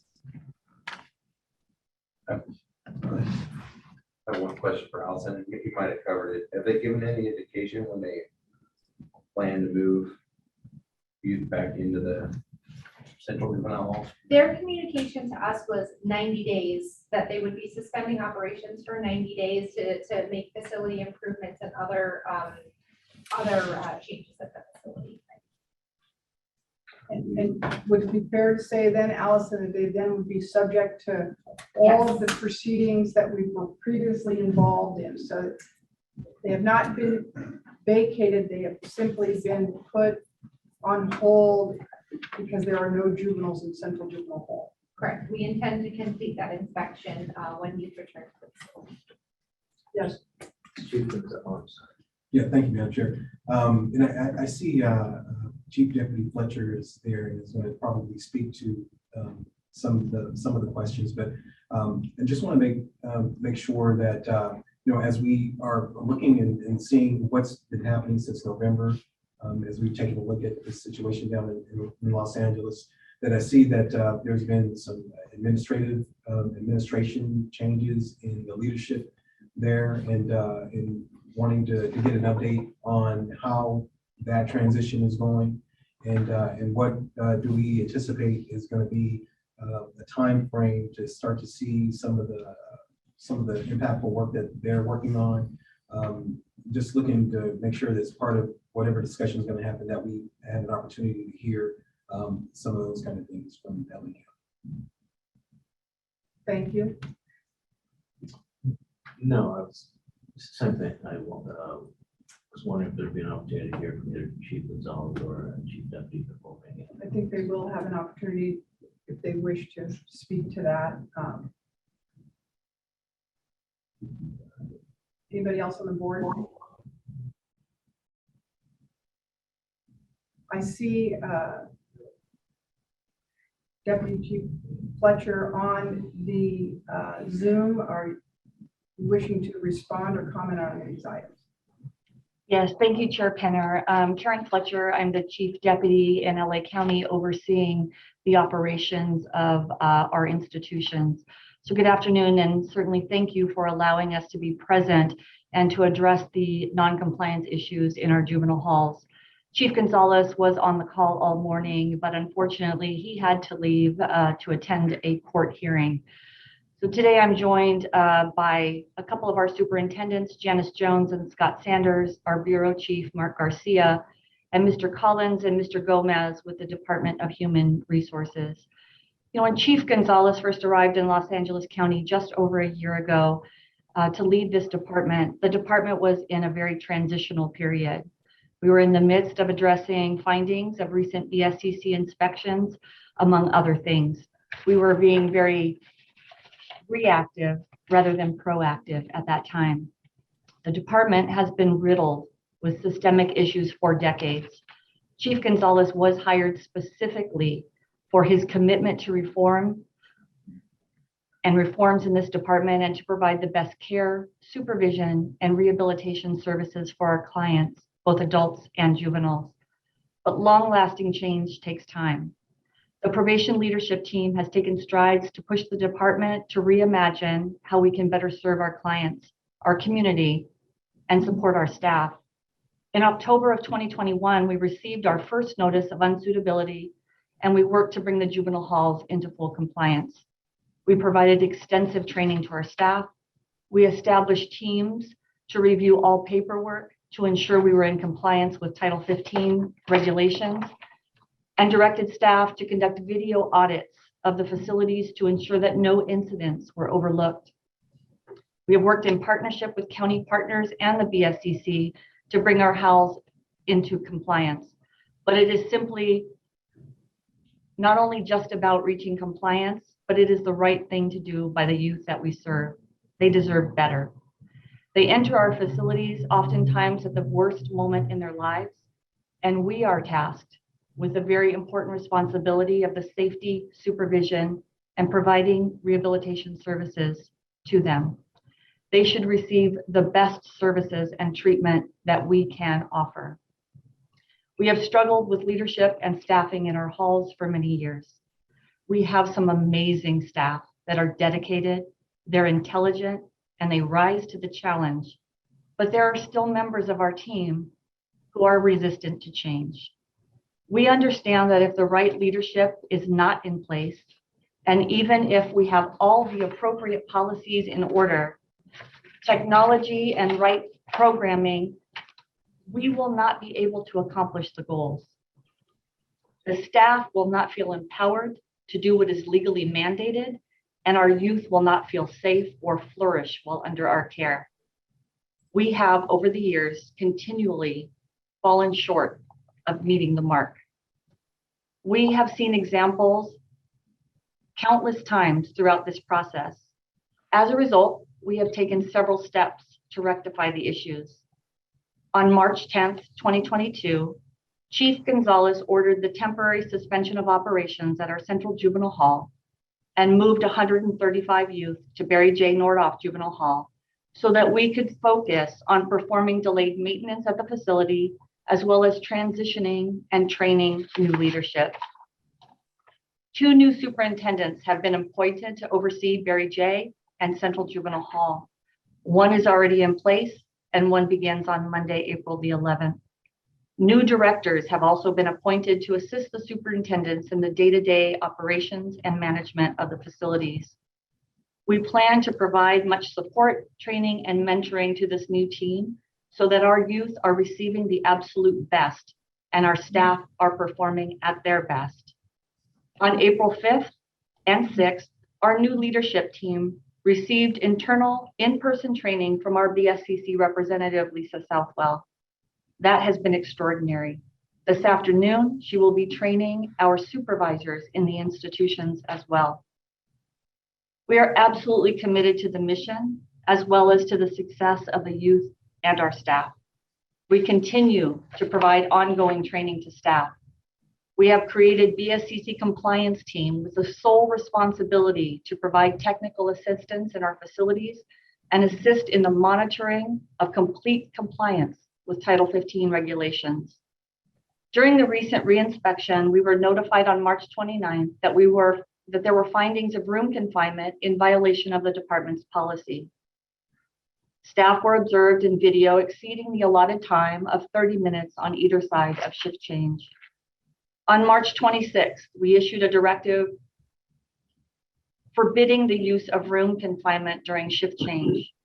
Since March 26th, we have not observed any violation of that policy. All previously reviewed videos that have resulted in findings of inappropriate room confinement have been referred to Internal Affairs for possible progressive discipline when violating department policy. Additionally, we are actively pursuing technology that will assist us in maintaining compliance in the areas of room confinement and room safety checks. Recently, a group of us visited San Bernardino for a preview of their room confinement and safety check system. We've also reached out to other probation departments to determine what systems have helped them to track room confinement and safety checks. We are committed to maintaining compliance. We absolutely appreciate the board's patience and the guidance we have received as we move forward in making our juvenile facilities top-notch facilities that serve youth in the most effective and efficient manner. We thank you again, and I certainly would welcome any questions from the board. Back to the board for any questions or comments. Kathleen Allison, I just really want to commend LA County and your leadership down there to really make a difference. I'm sure your shift change policy has been around since the beginning of time, and to lead in that space to make such a substantial difference, a simple solution to a chronic systemic issue. Thank you for your leadership. And while I hear what Secretary Allison is saying, and I certainly heard your heartfelt remarks, I continue to have great trepidation as we go down the road with Los Angeles County. We have been here before. We've had many conversations, and each one, when the county addresses issues, is heartfelt and appears to be hoping for the best results. And here we are again in a situation where it becomes hard to believe or feel confident that we're going to get the right outcomes. With that said, you know, I will support this continuance because I believe it is for the well-being of the young people in LA County, not to find themselves in chaos as we try to move forward to get the best outcomes. But, you know, I need to say on the record that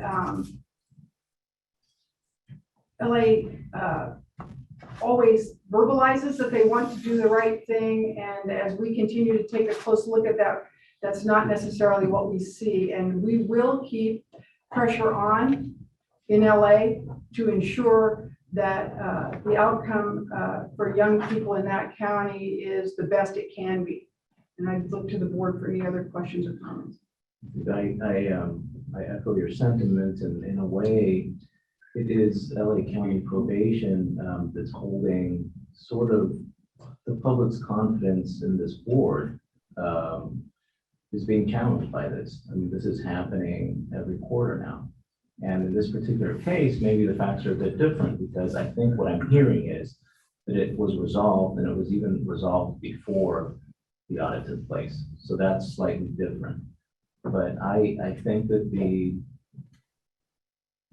public is paying attention here, and we need to really make some tough decisions moving forward, because this is now, like you said, repeated. And what is the purpose of the SEC if we can't hold accountable? Madam Chair, Kurt Haynes, Chief Kurt Haynes, I'll preface my comments by just saying that I would agree with staff recommendations for us to move this, to take a look at it in June. However, I do have to admit that it is difficult given where we are compared to where we have been last fall when we first started to take a look at the situation down in Los Angeles.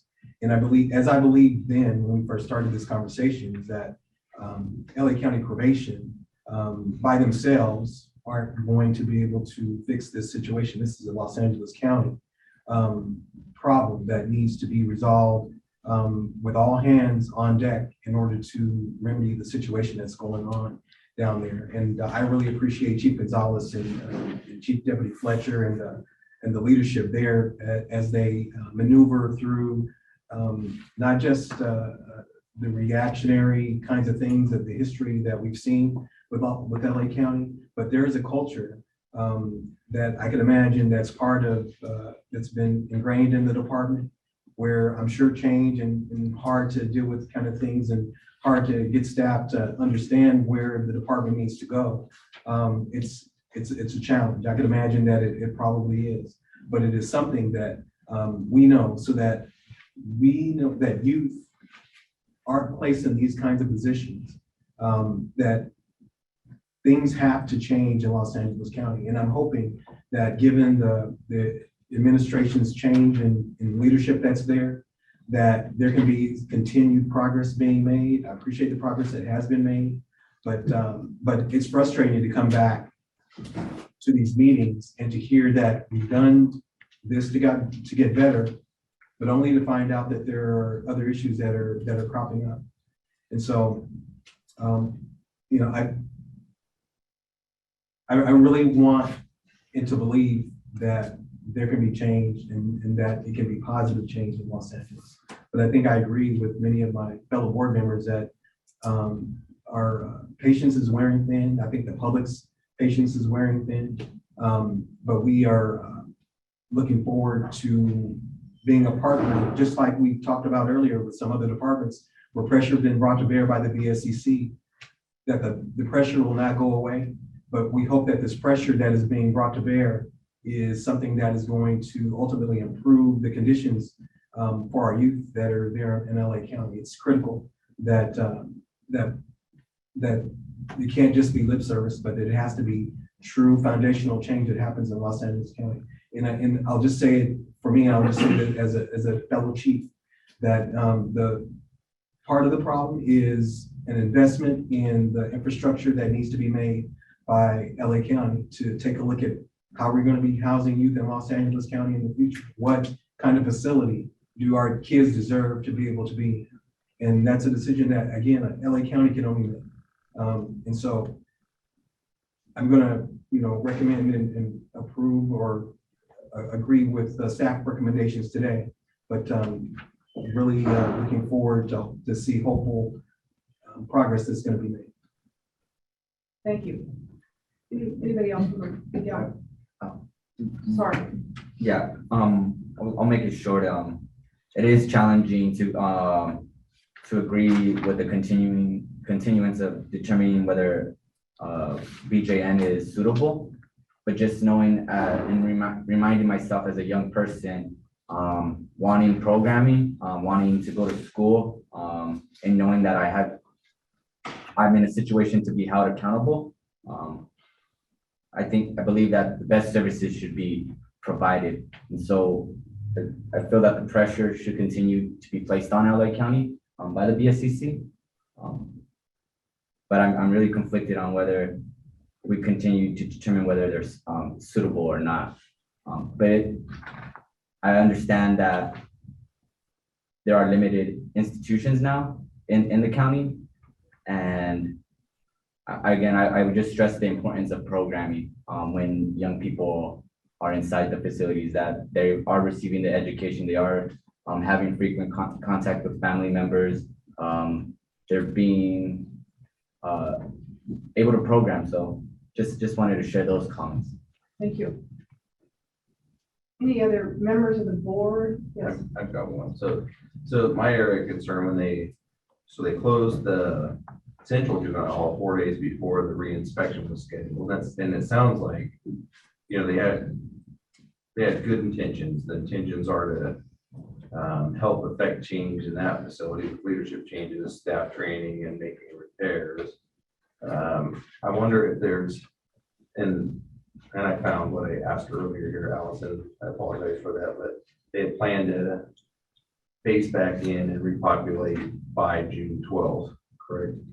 So for LA County, is there any, my concern would be that obviously if they repopulate any time prior to that, I think our inspector needs to get their, concurrent or with their, repopulation plan if it occurs prior to that. I don't know if LA County, if there's any chance of them repopulating prior to the June 12th, or looking to the deputy chief, I think.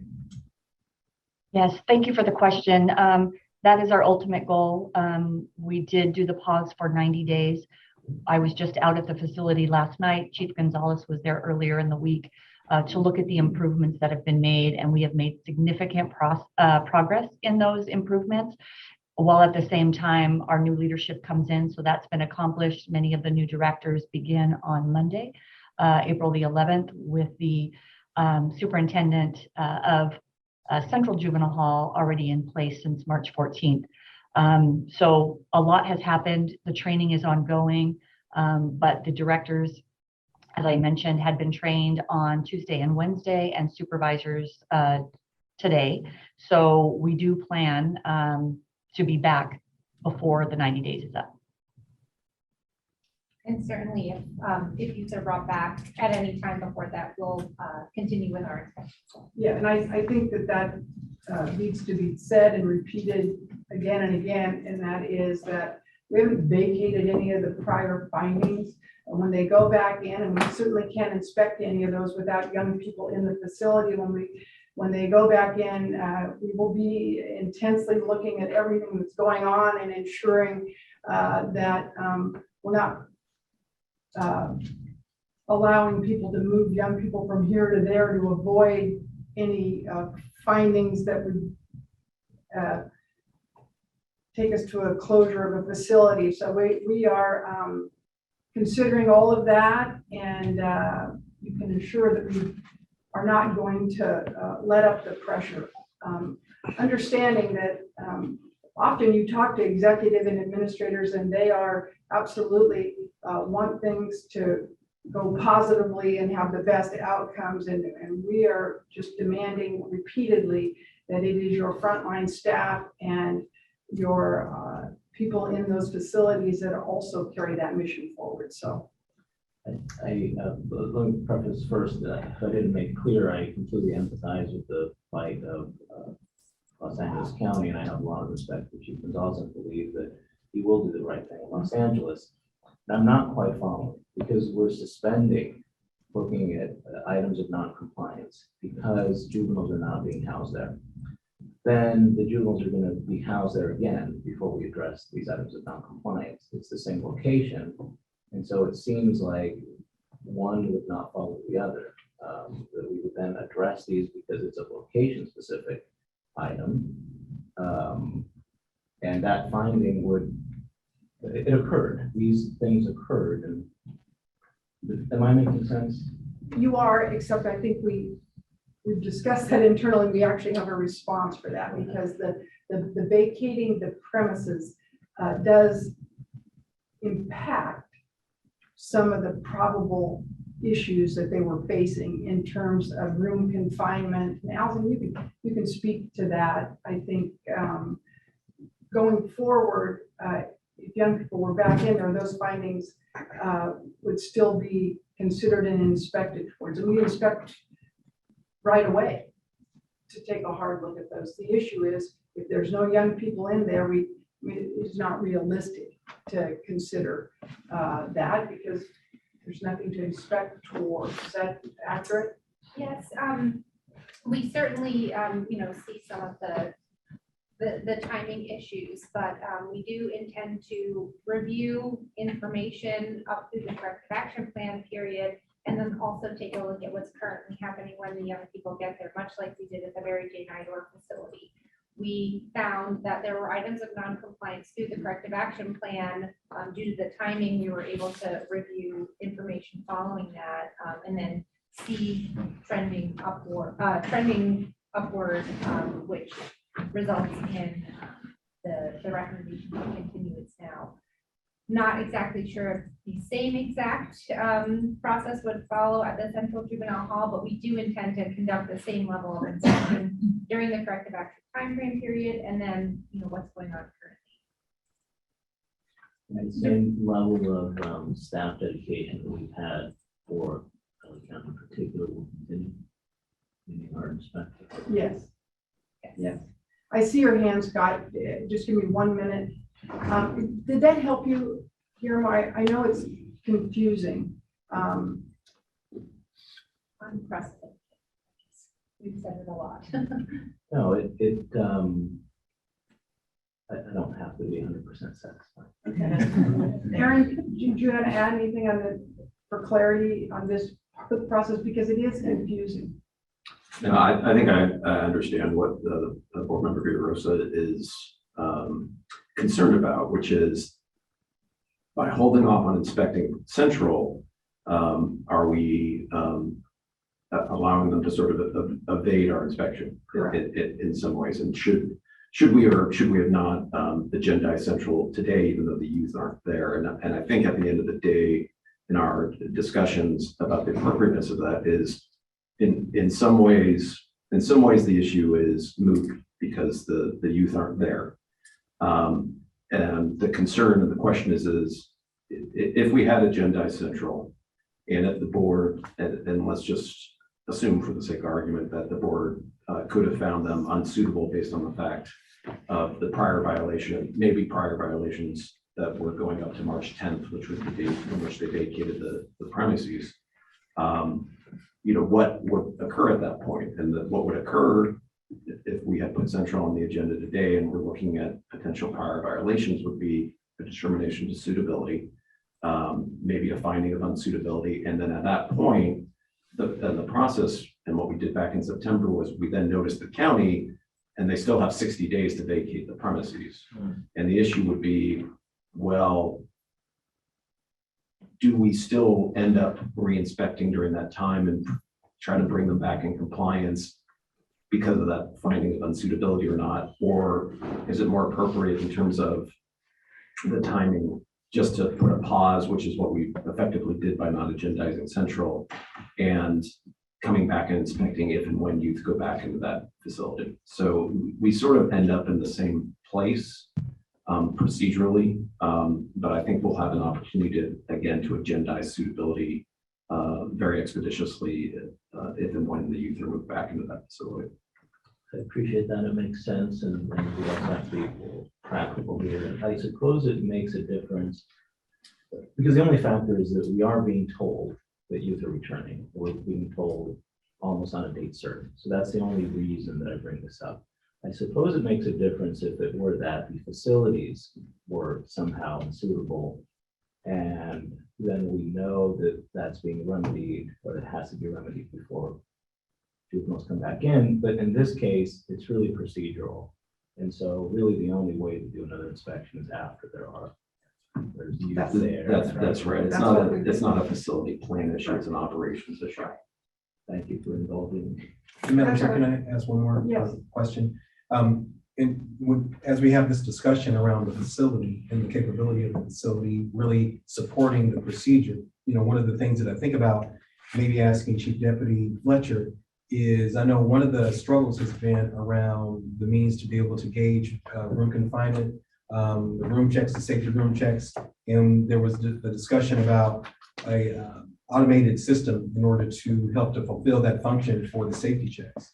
And I'm hoping that's part of this time frame of some of the work that's moving forward, so that by the time you do repopulate Central, that there is some kind of an automated system to help to fulfill that obligation of making sure that we can do random safety checks in a safe manner. And I'm hoping that's part of the work that's being done within both facilities.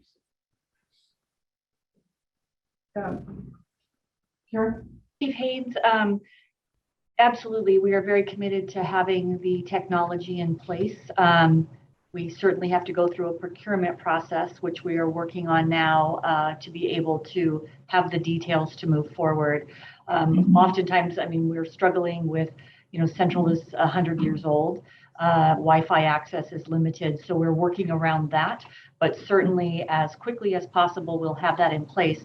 But we're also putting in other mechanisms in place to make sure that the safety check issue at Central will be resolved, even if it's manually, with some added efforts put into supervisors and directors, and really changing the process a little bit at that facility, so that we can capture compliance with safety checks while we are waiting for the technology to be available.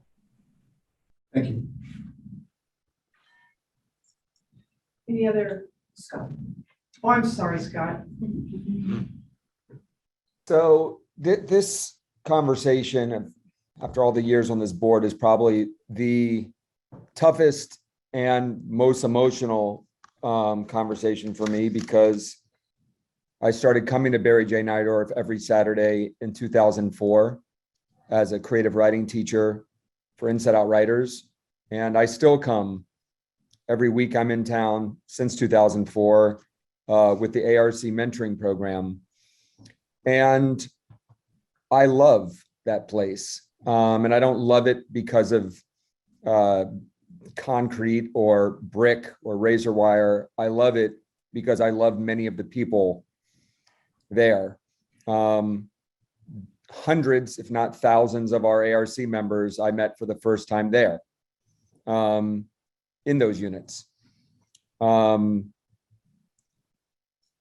Hundreds of staff in that place I call friends because they deeply, deeply care about the kids. And those are the staff that I want to fight for. I watched some administrators come in and not care. I've seen some administrators come in and be brutal, and I've seen some administrators really come in and love the kids and their staff, like Scott Sanders.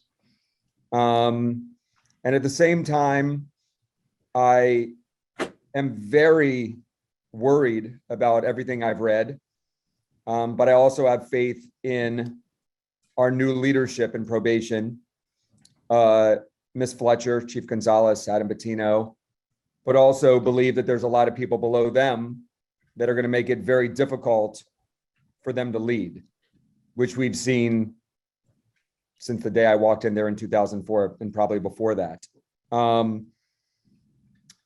It's concerning that they can't figure out how to just do minimum standards or something like room confinement where they need to document. But I think there's much bigger issues. Half the staff are not coming to work. The last many weekends we've walked in there to do our program, a unit that should have 5 staff have 2 or 3. Half the staff are not coming to work. In the real world, you get fired if you don't show up to work. How that's acceptable is not something I can wrap my mind around. On the flip side, I want to commend the staff. I had a staff member cry to me. I was there this week because she's so exhausted working doubles. She feels all alone and she doesn't have the support. I watched supervisors work doubles and fill in as DSOs on the floor just to help their colleagues because they care. Those are the people I want to support. At the same time, we're LA County and we should be the model in the state on how we start our SYTF facility, our DJJ youth. We have the ability to do something absolutely unbelievable for the youth, for the staff, for public safety, to create something incredible. And so far, there's been no thoughtfulness, no intention, no common sense on starting this unit. There are no programs. The kids literally are playing video games and cards all day long. There are no specialized staff in those units, just whoever they sent up there are up there. There's no classification of the youth that are going into those units, leading to a lot of problems that I don't need to get into. Again, we should be the model for the state of California as Los Angeles County. And I feel right now in this area, we're the worst. And I've had lots of conversations with people about this. And I know, and I pray that help is on the way. So that being said, I appreciate that around this issue of room confinement, we're moving in the right direction. I'm willing to wait one more meeting to make a decision. But this is very troubling. And I want to see change in all of these areas, not just room confinement and not just shift changes, but on really how we're developing what should be the most model program in the state. Scott, I appreciate your remarks. And I think Chief Haynes got it right when he talked about this is an internal Los Angeles County conversation that does not just include the probation department, but all facets of the County of Los Angeles to make this better and work well. And while I understand the pain associated with staff that is refusing to come to work, we cannot reduce our standards and what we want from you as a result of you having staffing issues in your county. And staffing issues exist all over the state, and you either redeploy staff or make decisions how to get people back to work or reduce population, whatever it would take to do that. And so while we empathize, we're in no excuse land right now. And we have to go forward and get the best outcome from the young people, for the young people in LA County. I'd look now to the board for any other questions or comments anybody has. Yes, Chief Mills. So you never let a good crisis go to waste. Right.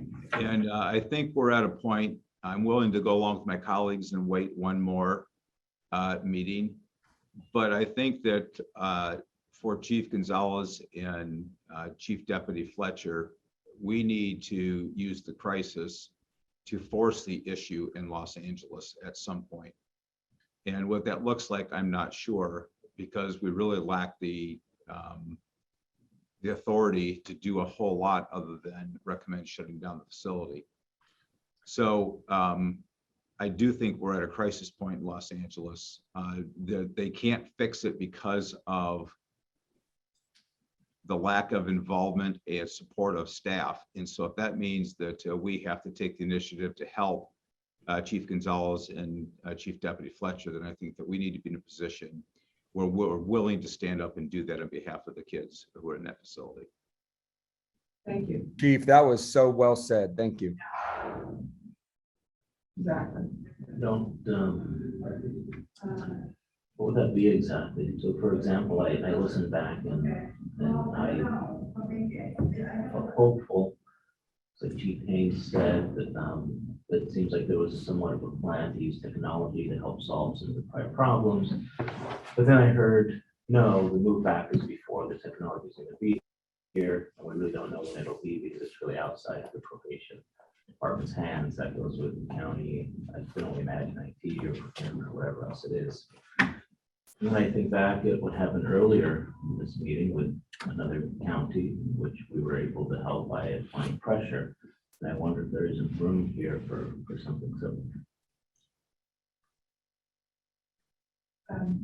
I hear you. I'm disappointed to hear that, they're thinking of moving back in and going in without the appropriate technology to do what most counties in California have already accomplished and LA cannot. With that said, I think this is the pressure's on. I think there are, the county partners are all aware of where we're at, and I hope that's enough. But I don't know.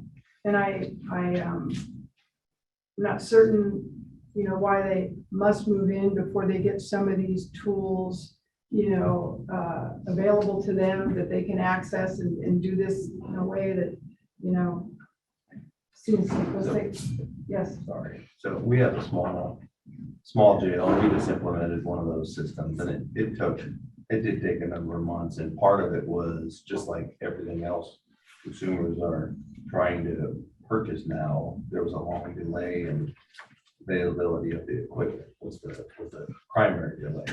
And then there were delays in some of the IT related hardware. So there are some issues related to the implementation. The systems are pretty good.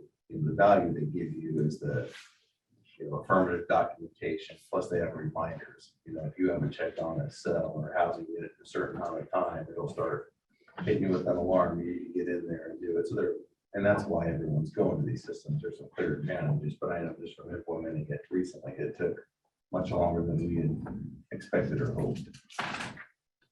I mean, I agree. I think there's problems for consumers, and they may be, LA County may be experiencing those. I'm not sure the urgency of moving back in until you've accomplished all that you think you should to make it the best you can. But that is not the BSCC's fight right now. Ours is to ensure, regardless of how you go back in, whether you avail yourself to this technology or do not avail yourself to this, that the right things are happening. And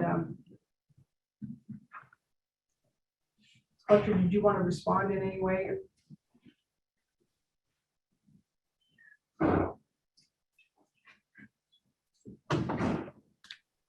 don't know. Can you hear me, Karen? Thank you. I assume you've been able to hear what's being said. Yes. And I'm curious if you'd like to respond. Yeah, we're absolutely committed to all of the improvements, and we are absolutely committed to having the technology in place, and we are working on that. Staff are actively working on that.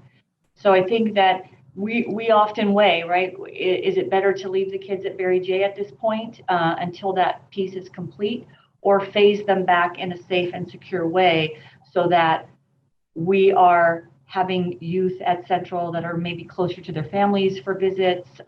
Certainly, driving across the county for our staff creates issues as well. So there's labor issues to consider as well. So all of that is being considered, but absolutely meeting the regulations and the safety and security of our youth and staff and our partners in the facility is number one.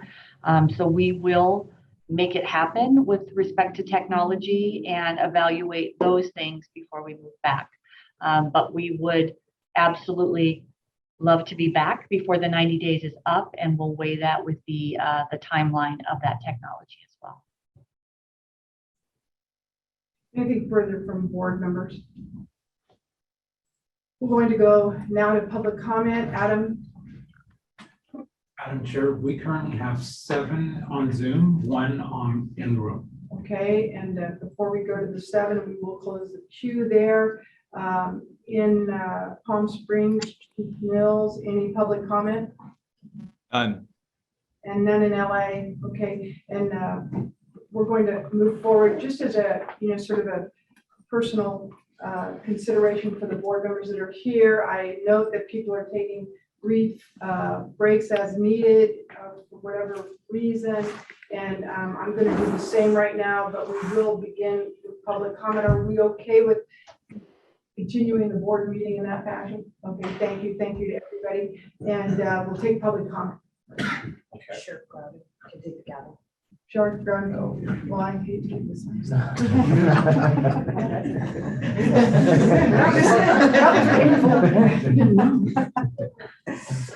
All right, first we have Sue Burrell. Can you hear me? Okay, it's kind of deflating. I've been sitting here for 3 hours too, to be giving public comment when everybody's going to the bathroom, but here we are.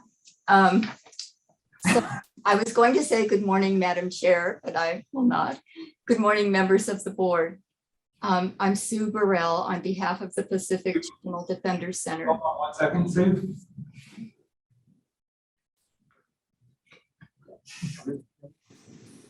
Thank you, Chair Penner. I do appreciate it. Okay. You know what we're going to do, Sue? We're going to take exactly 5 minutes. No one gets more than 5. But because we need to get this done, and I appreciate what you're saying, Sue. Thank you very much. 2 hours.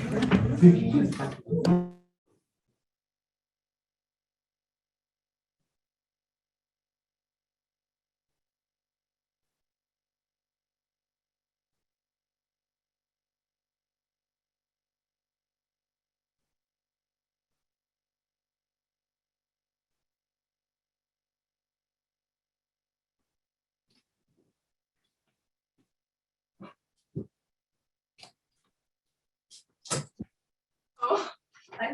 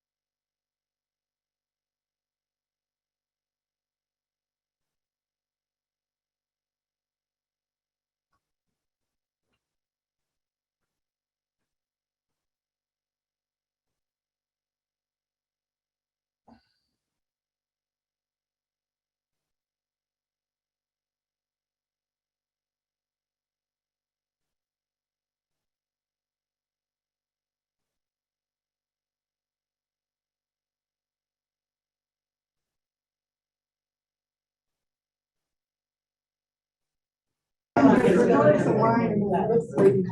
to see you.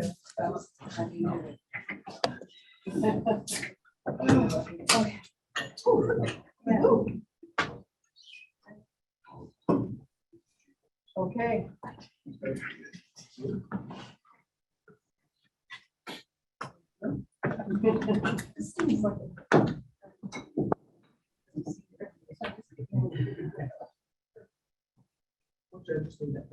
All right, Madam Chair, should I call Sue back again? Yes, yes, yes.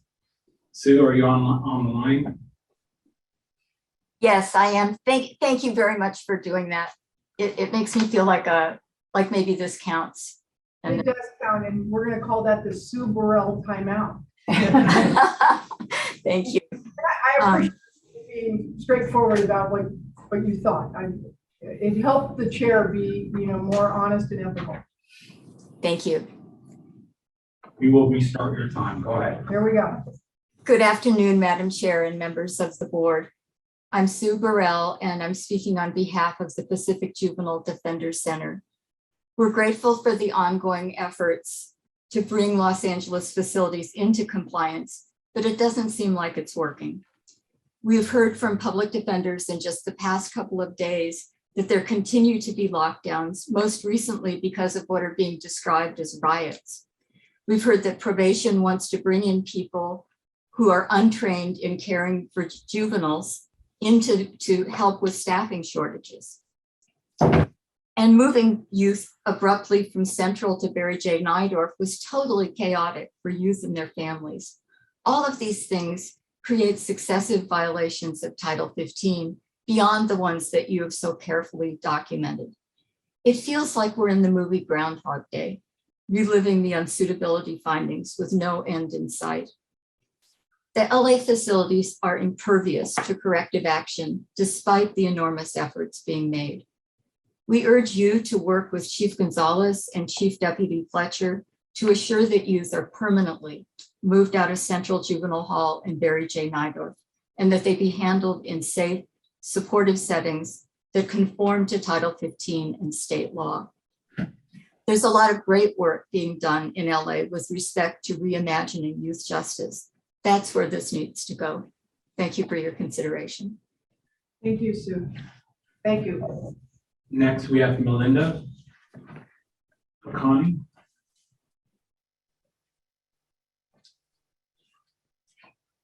Melinda, are you there? We'll come back to her. Go ahead, Adam. Next, we have Ryan Dell. Are we having trouble? Sorry, board, Madam Chair. I'm sorry. Somebody's phone is ringing. Linda, that's not your problem. I think there's a problem on his end. Okay, thank you. All right. Go again, maybe come back. Okay, Gloria Gonzalez.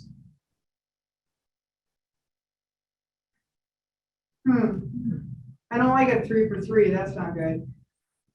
For the members of the public, we do see raised hands. We have your names down. Please know that your names are already on our list, so you do not have to raise your hand again. Ryan Dell, there's something wrong with your mic. We're getting a lot of buzz. We can't hear over your voice. Gloria, we see you're unmuted. Yes. Can you all hear me? Yes. Hey everyone. Gloria Gonzalez with the Youth Justice Coalition and the Los Angeles Youth Uprising Coalition. On November 15th, 2021, Barry J. and Central Juvenile Hall were found unsuitable. And during a March 29th visitation of this year by a field representative, Lisa Southwell, they were still found unsuitable. There has been many moves and many remarks during you all's conversation and comments around probation, around commending probation.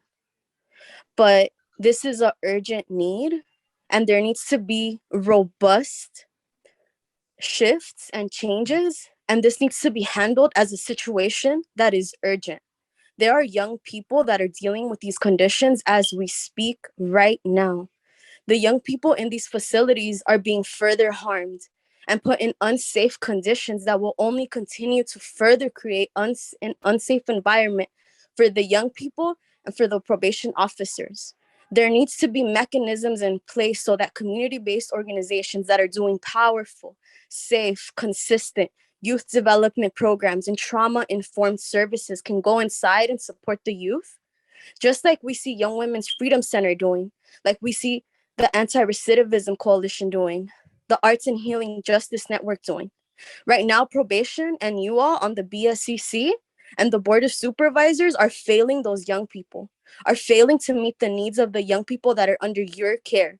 There is no excuse for what is going on and the delayed attention to the urgent needs that have not been met for the young people inside. As we speak, my cousin sits inside Barry J, and we have not been able to talk to him. There are many families that are also dealing with the exact same issue. The solution is not to continue to create more training, is not to continue to think about how can it be fine suitable, but to really figure out how to put the young people how to bring the people that can support those young people the most and really create the services that are going to support them and meet their needs. As we see, probation has not been able to do that, as there is more funding and consistent funding that is continued to be put and placed into the department. Gloria? That is. Are you ready? Well, okay, I mean, we have to hold to the 2 minutes. So you can let her back in. She wasn't muted. She muted herself. Oh, you're okay. Oh, all right. Well, then good. I don't feel as mean. Next. Next, we have Melinda. Melinda, unmute yourself, please. Hi, can you hear me okay? Yes. Great, thank you so much. Hi, my name is Melinda Kakani. I'm with the Children's Defense Fund and also the Los Angeles Youth Uprising Coalition. And I just want to lift up what it means when there's a middle of the night, essentially closure of Central Juvenile Hall in LA County, closed without any notice to young people, their families, and even those serving them, because probation was on month 15 of not being in compliance with the Title 15 regulations. And that is the epitome of a reaction. And for months, young people were subjected to confinement in a facility out of compliance. For months, LA County's probation department has been given opportunity after opportunity after opportunity after opportunity to do right by these young people. And now these 135 young people are left to deal with issues around being uprooted without preparation and placed in yet another facility, Barry J. Nydorf, that's also out of compliance. And the horrors we are hearing from young people, their attorneys, their families, even probation officers, is not something that we can afford being pushed over to June. I'm asking you to step into your power and recognize that these regulations impact lives. Checking boxes, providing paperwork, arbitrary timelines, and related extensions minimize the power that lives in these regulations. When the Attorney General has to sue the county and probation for so many of these issues, room confinement being one of them, the well-being of our young people is at stake. When you, the BSCC, are tracking this issue from February to present and note that probation is still out of compliance, their well-being is still at stake. When the POC, the Probation Oversight Commission here in LA County, talks about site visits that note issues around access to basic hygiene products, clean laundry, access to showers when young women are menstruating and have blood dripping down their legs, well-being is at stake. With staff currently out at record levels, there's an increased use of OC spray. There's limited access to education and programming. There's obviously increased use of room confinement. The well-being of our young people is at stake. I urge you to do more inspections, unannounced inspections, inspections that are focused on actually speaking to the young people currently subjected to these horrific conditions. Because what happens with an extension is that young people pay the price of a system's inability to meet their needs. A system that has received far too many passes and has yet to hold itself accountable to these young people and their families. And with the BSCC kind of charged with millions of dollars that go to our probation department, essentially, I'm asking you to reconsider where these dollars go. Because to Gloria Gonzalez's point, these dollars need to go to the community-based organizations, the peace builders, the intervention workers who can actually support the needs and support the healing of these young people. Because it's very clear that probation cannot. Thank you. Thank you. Let's try to be respectful of all parties and hold yourself to your 2 minutes. This is a very long board meeting. The board wants to hear what you have to say, but we need you to respect our rules. Thank you. Next. We have Mark Garcia. Mark, please unmute yourself. Mark Garcia. We'll move on to Scott Sanders. Scott.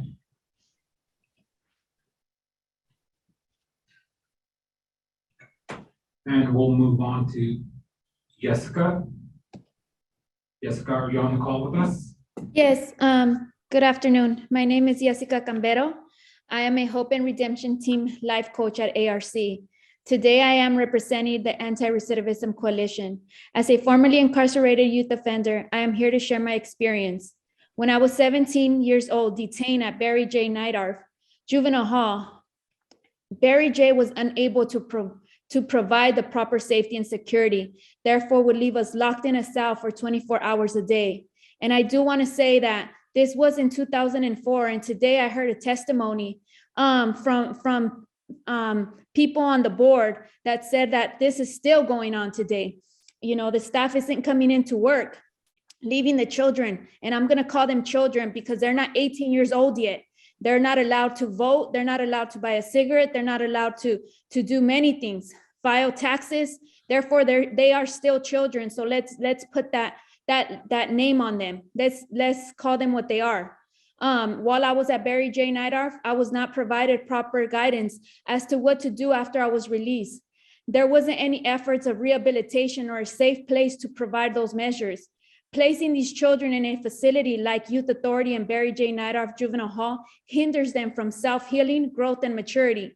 If placed in a camp-based placement, it will allow these children to have weekly visits to help with family reconciliation. They will have access to outside volunteers that will provide classes for life skills, job readiness, and self-help. As a former lifer, I know the difference these resources made in my life. I was able to grow and learn from my past as opposed to letting my past define me. Thank you for your time in this matter. God bless you and have a great afternoon. Thank you. Next, we have Damon Ayala. Are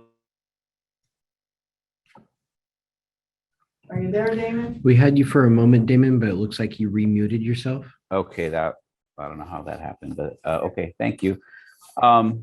Hello and good afternoon, everybody. My name is Damon. I'm a social work intern at USC with Dignity and Power Now and LA Youth Uprising Coalition. It's concerning to me that the BSCC continues to allow LA County to allow LA County juvenile halls to ride the line of unsuitability. Our youth deserve better than the bare minimum. One day they will be adults, and you all have a hand in shaping what these young people will look like as adults when they re-enter our communities. And now, due to the continued incompetence of leaders in LA County, over 100 youth lives were further disrupted by a sudden move to Barry J. Neidorff. Because probation likely knew that they were going to be out of compliance.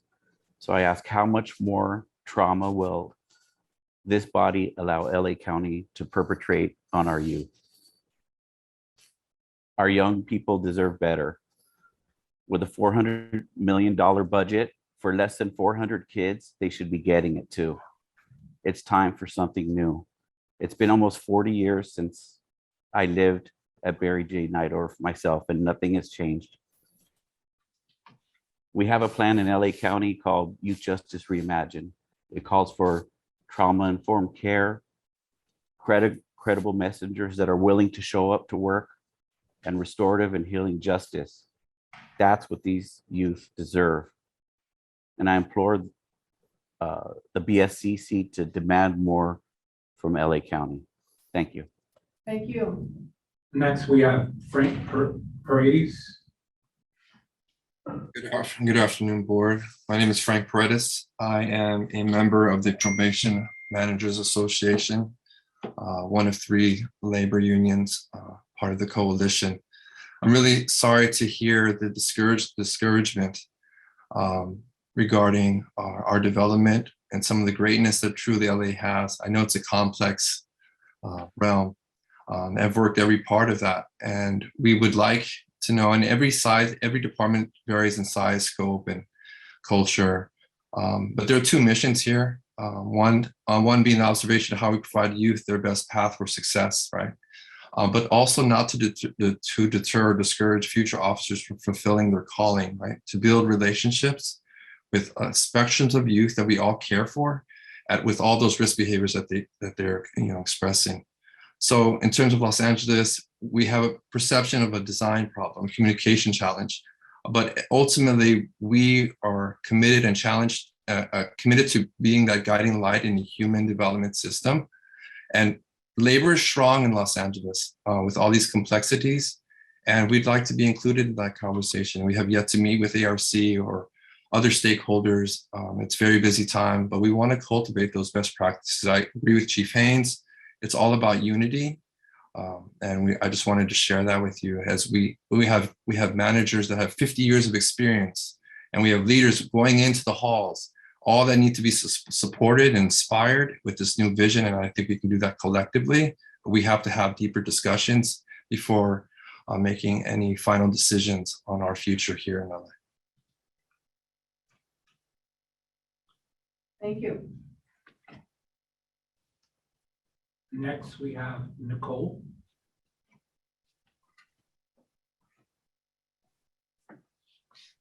Hi, I'm Nicole Cuck. I am assuming that you meant me and weren't sure how to pronounce my last name. I am representing CASCA, the Coalition Against State-Sanctioned Child Abuse, and we have formed in March of 2022 in response to the situation in the Los Angeles County juvenile detention facilities. We are led by adult survivors of abuses perpetrated in juvenile detention, juvenile mental facilities, children and youth of foster care. We have concerns beyond the suitability of the facilities these youth are being contained in, into the suitability of the individuals being employed by Los Angeles County to take care of the juveniles in the facilities. We have contacted some of these agencies who are aware that these juveniles have been subjected to trauma. We are also aware that the argument has made that they are not all nonviolent offenders. We are aware of that. What we are aware of is that the people who we've been hearing reports of abusing their power while supervising these juveniles, which apparently they're not doing very well, which might be why some of these abuses are being done and nobody's being held to task. What we would like to know is how you plan to hold the guilty adults accountable for their behavior, and how you plan to hold their peers, people that they work with, accountable for not speaking out against this behavior, and how juveniles who hold people, guards or juvenile probation employees, they hold them accountable for their behavior, how you plan to protect them from retaliation, which is also something else that we've heard.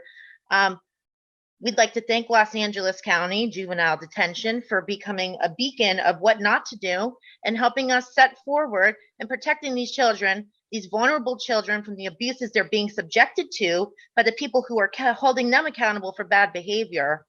Those children are being punished for what they've done, and we suggest that the people who are abusing their power while they're in their ward also be punished for the things that they're doing to them. These children grow up to be adults. We care for them, we are here for them, and we want to take the time to thank the board and the chair for letting us speak today. Thank you. Thank you. We have two more on Zoom and one more in person. The next one will be Clinton Drummer.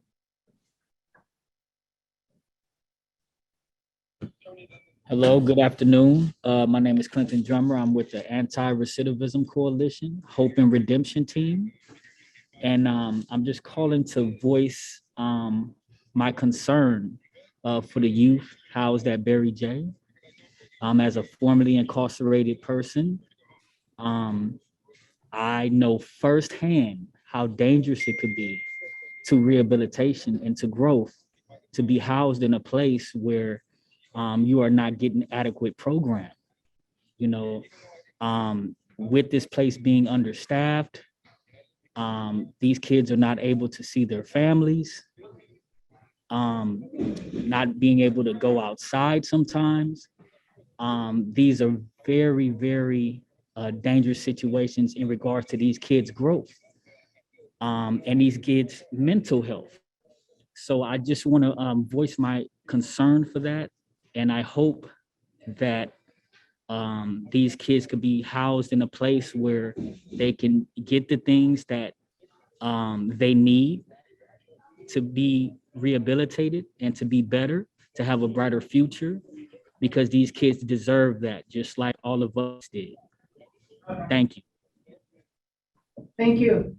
I'm going to call on Rydell Bourne again, if he's still available and if his phone is working.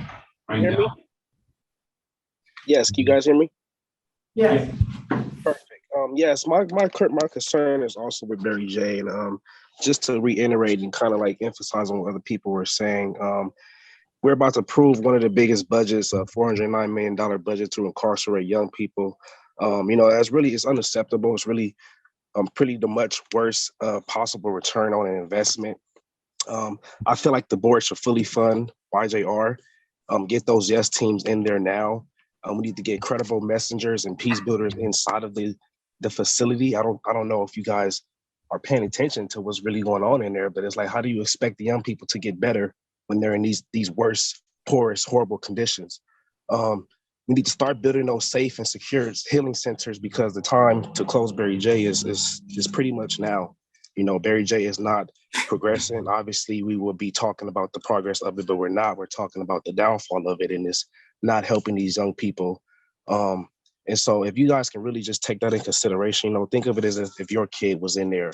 You want your kid to be getting the best possible help that they can possibly get, right? To be a better human, a better adult getting older. So just really take that in consideration, you guys. Now, really hear us out. We're not asking for too much.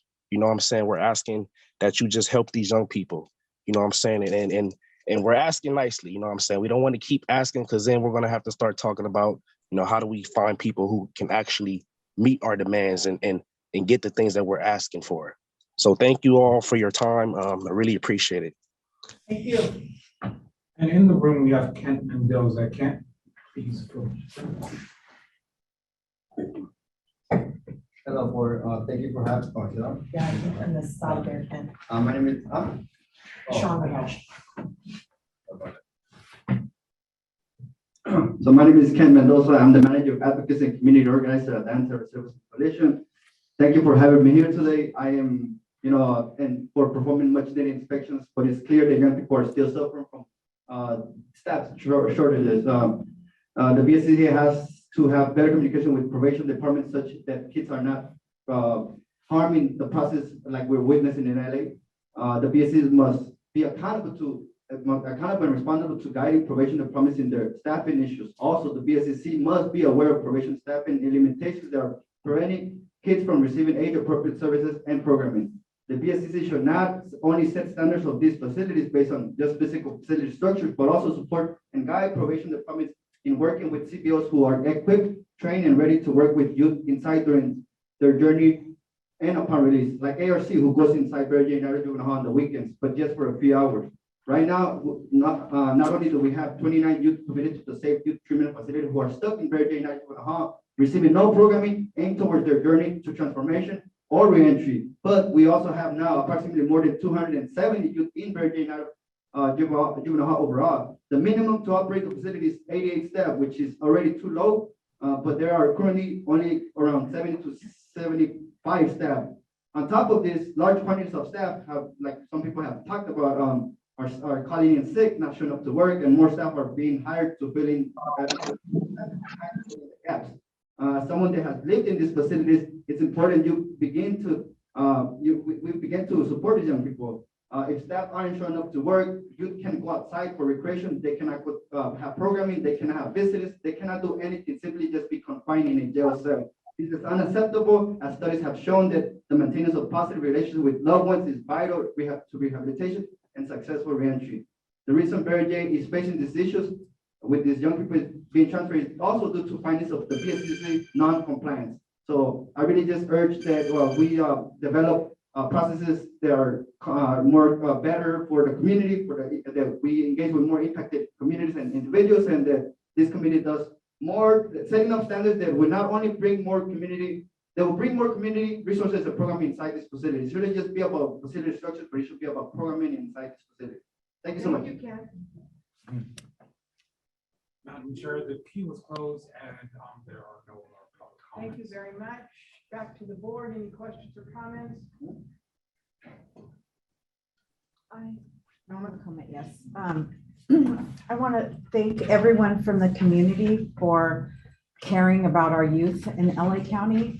I am also from LA County, and I was able to go inside Barry J about a month ago. And not in this capacity as the BSCC, but in my day job as a volunteer. And so it was really obvious the difference between going into that youth facility and yesterday going into Folsom Women's and Folsom Men's prison. There's just such a difference. And I listened to everyone here, and I don't want to, keep beating a dead horse about it. But I'm excited about the staff changes. I'm hoping that that is going to make some sort of difference, because when I was there about a month ago, it was very evident that staff needed to change there, and not all the staff. There were some of the staff that escorted us actually that were very good, but it felt like they felt they had their hands tied. So I appreciate everyone coming here and people caring about the youth, and I'm looking forward to the changes. Say that. Thank you. Thank you. Anyone else from the board? Okay, heard from the public, heard from the board. We've heard there are no public comments in either Palm Springs or LA. None. Thank you. Back to you, Allison. The recommendation before the board is. Thanks, Madam Chair. The recommendation before the board, the staff recommends that the board, number one, continue the determination of suitability within the meaning of Welfare and Institutions Code, Section 209, Subdivision A4, for the Barry K. Neidorf Juvenile Hall to the June 9th, 2022 board meeting. And number two, direct staff to conduct a reinspection within 30 days of today to determine compliance with the December 10th, 2022 corrective action plan and Title 15, Section 1354.5 room requirement. Thank you. Looking to the board for a motion and a second, please. Dean Groton, I'll make the motion. I'll second. Thank you, Adam. Pull the board, please. Chair Penner, Aye. Ms. Allison, Aye. Mr. Villarosa, Aye. Mr. Groton, Aye. Mr. Haynes, Aye. Mrs. Scard, Abstain. Mr. Mills, Aye. Mr. Budning, Aye. Mr. Garcia, Abstain. Ms. Kumpion. Aye. Madam Chair, the motion carries for Thank agenda you. item H. Thank you very much. Okay. I think Scott Budnick has to leave us now. Thank you, Scott, for your attendance. Our last item on the agenda is a presentation. Are we having introductions of our presentation? Yes. Thank you. Eddie, come forward. Thank you. Good afternoon, Madam Chair and board members. It's been a long day. Eddie Escobar, Field Representative, Correction Planning with the Grant Program Division. Super excited about introducing Gabriel Ochoa. He's the Tribal Youth Director with the Sherwood Valley Band of Football Indians. He'll be presenting today on the accomplishments and challenges of the Sherwood Valley Tribal Youth Diversion Program. Gabriel, thank you for your patience and welcome. Thank you. Yeah, Gabriel, thank you. No reflection on our concern for your presentation this long haul, but I appreciate the way. No problem. Our presentation. Yeah, we'll pull it up right now. Cool.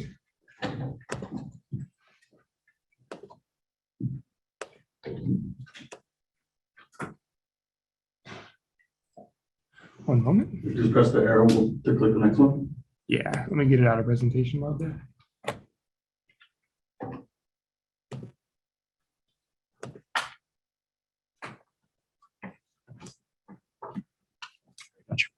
One moment.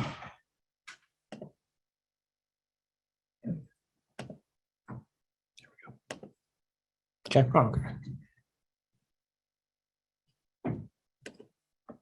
Well, sure. Oh, I'll start off with introducing myself. Central Mana, Gabriel Choa Ana, Kaipoma Ana, Kato Ana, Keana. My name is Gabriel Choa. I'm from Sherwood Valley, Vanapomo. I'm a descendant, but I'm also a Kato descendant from the tribe in Lakeville. And I'm also Hispanic descendant from, my dad's from Sinaloa in Mexico. So the slide right here, this is the Sherwood Valley Hills. And on our basket in the corner, this is also the reflection in the basket. This is the basket that represents our tribe. We were founded in 1909. Our lands go from the Highway 101 corridor all the way to the ocean. But they settled on 3 different properties that Sherwood Valley Indians did receive.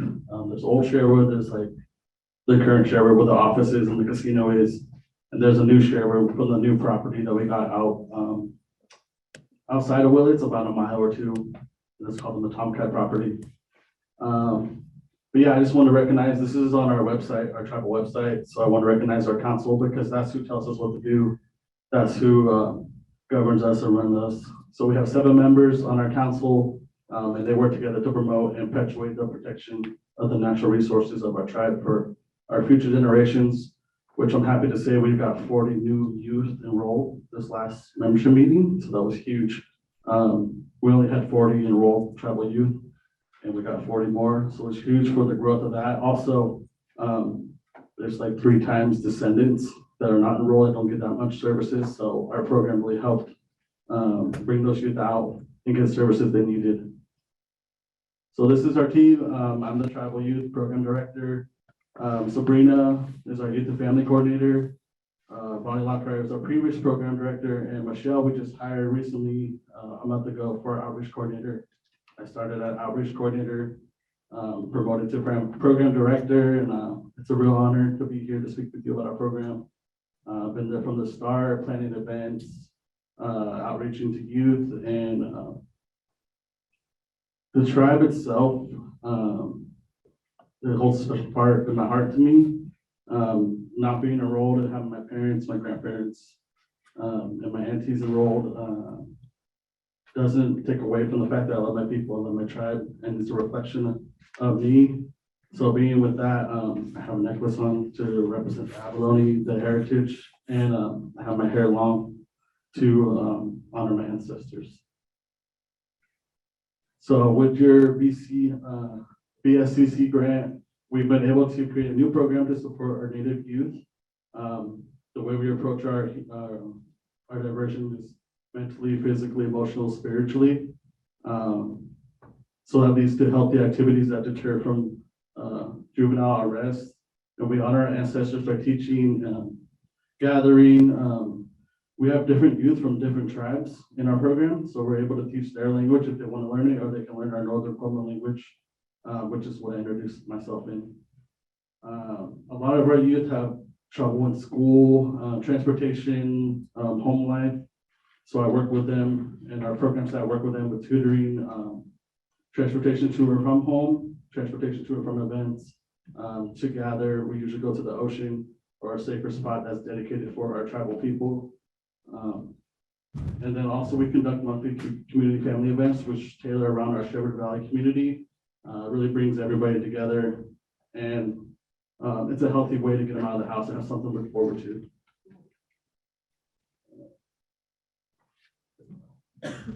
So we made a safe space to be themselves. We have a beautiful couch, a beautiful space, a beautiful 85-inch TV, where our youth can do Zoom, do homework, after school tutoring.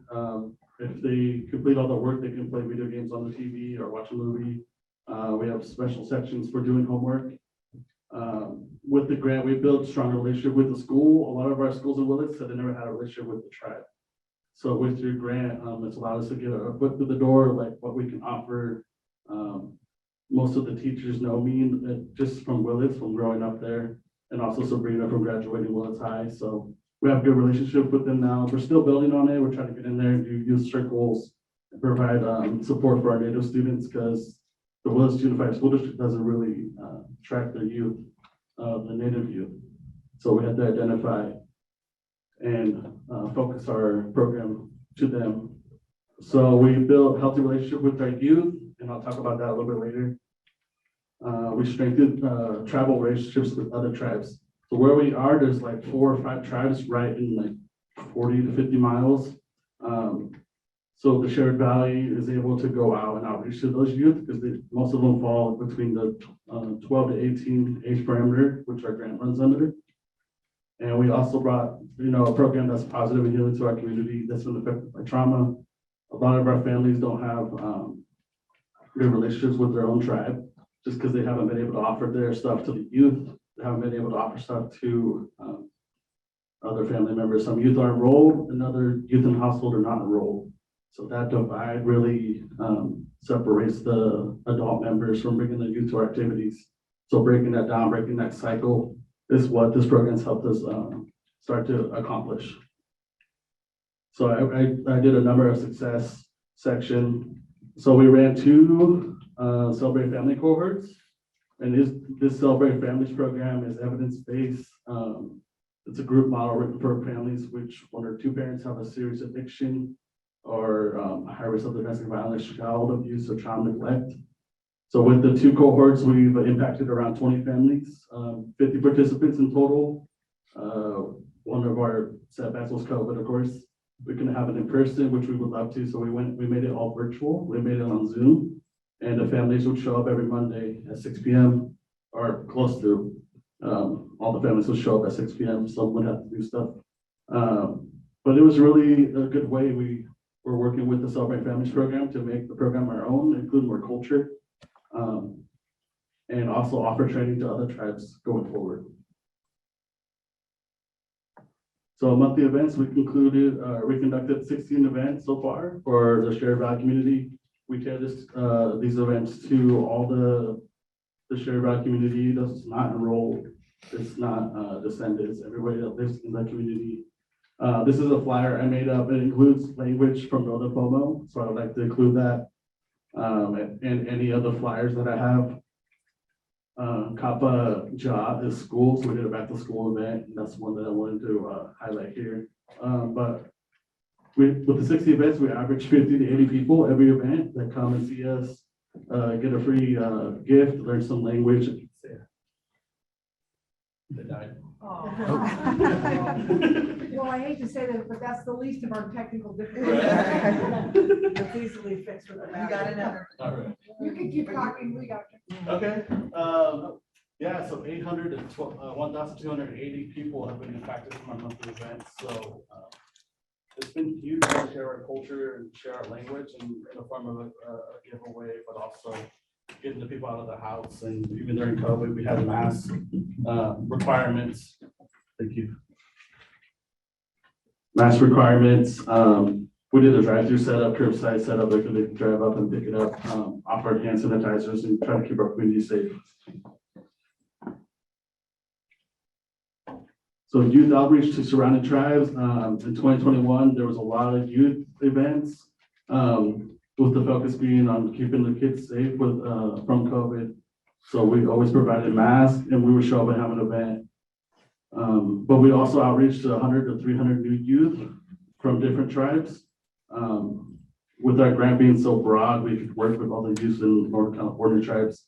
So we were able to impact those youth and provide, it was usually tie-dye because that's what the kids like to do, all the events. So provided tie-dye to all those youth out there. And they really liked it. They got to take something home and they were proud of making something. Continue program participation. So we had 6 youth exit our program. We currently have 8 though that continue to support. We support one-on-one with tutoring, being a part of our youth council, our youth ambassadors. I was written into the grant and teaching them their culture. With our program staff, they've all developed relationships with us. They trust us to open up and talk about problems at home, problems at school, even something that they want to learn culturally, whether it's beading, making a basket, even how to talk to an elder, someone older than you. These basic skills are what we continue to teach, and we're very, very lucky to have the youth that we have, and we're always looking for more. So some of the challenges we face, COVID, of course, was a huge one. It wasn't written into the grant. Nobody saw it coming, but we made a lot of our stuff virtual, one-on-one with youth. We would outreach to their home or outreach to like local gyms or local parks where they can get healthy activities in, take a walk with them.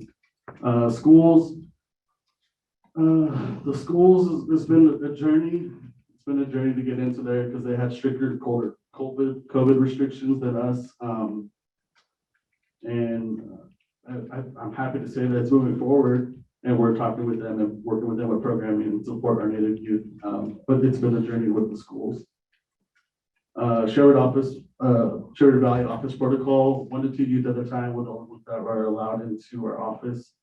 So we had to schedule our youth in. Transportation, this was more of a grant perspective. We couldn't get mileage reimbursement for our vehicles. But with new tribal council coming in, that's going to change. Building trust. So the youth program that we created hasn't been in the Sherwood Valley community at all. We have an education center, but that's about it. So introducing something new and building trust with our community where they can bring their youth and know that they have support and a healthy outlet has been a challenge. And even breaking the trauma that the adults have from getting services from the tribe. Virtual programming, yeah, like I said, we went on Zoom for celebrating families and for schools and circles. But some of our households don't have internet or technology or even access to Zoom. So we bring them to the center or try to work with them on attending programming. So moving forward, this is our goals that we look forward to accomplishing before the end of the grant. Project goal number 1 is increase northern youth, engagement to prevent arrest, suicide, and substance abuse. Number 2 is through our youth ambassadors. We have a group of 8 youth right now, but they help us lead events, and we're teaching them about leadership and how to take care of your community and move forward. Project 3, provide historical trauma and community-based training to northern Mendocino youth and serving adults. That helps with working with other tribes, which this grant has allowed us to do. Continue our language, culture, traditions, and the way we work. So I included this part because it's something that the tribe doesn't really have. It's vital for our ancestors and to continue talking our language and learning it and sharing it so it doesn't get lost. I think the only thing that Sherwood has is a book in the library that has our language in it. And you don't really know the language unless you talk to an elder about it, and then take time to teach you about it. So this grant has really helped our language revitalize and come back in a way. I mean, we threw language on pens, we threw language on little stuffy deers, we put it on our flyers. I mean, I talk Northern Pomo with our staff and with relatives, and it's huge. So I want to thank you guys a lot for putting me in this position to make my tribe better. And I'm not just a descendant, but even though I'm not enrolled, it doesn't take away that. I love my people, I love my community.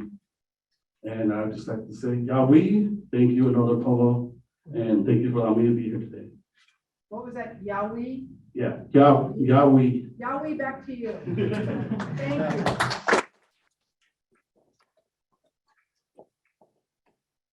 Very much appreciate your presentation and patience. Any questions, comments from the board? Yes. I would just like to say thank you to Gabriel for a very uplifting and inspiring way to kind of end. We needed that. Excellent point. Excellent point. I second that. I spoke to you earlier, and I'm well aware of like the needs the indigenous community needs. I think California could step up even more. I really appreciate you for doing that for your community. Great, thank you. Okay, now we are at the end of the board meeting where public comments are welcomed on any item that you wish to discuss for the board. Adam, anybody in the queue? Yes, Madam Chair, we have 4 members of the public in the queue. Okay. I will call on the first one. And let me just, please, one more time, ask you to honor our 2-minute time limit. Okay, the first one is Miguel Cesar. Miguel, please unmute yourself. We'll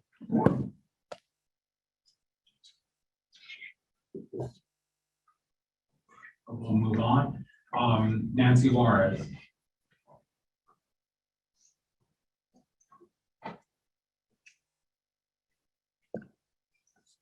Nancy, are you there? She's there, but not unmuting herself. Nancy, can you unmute yourself? Okay,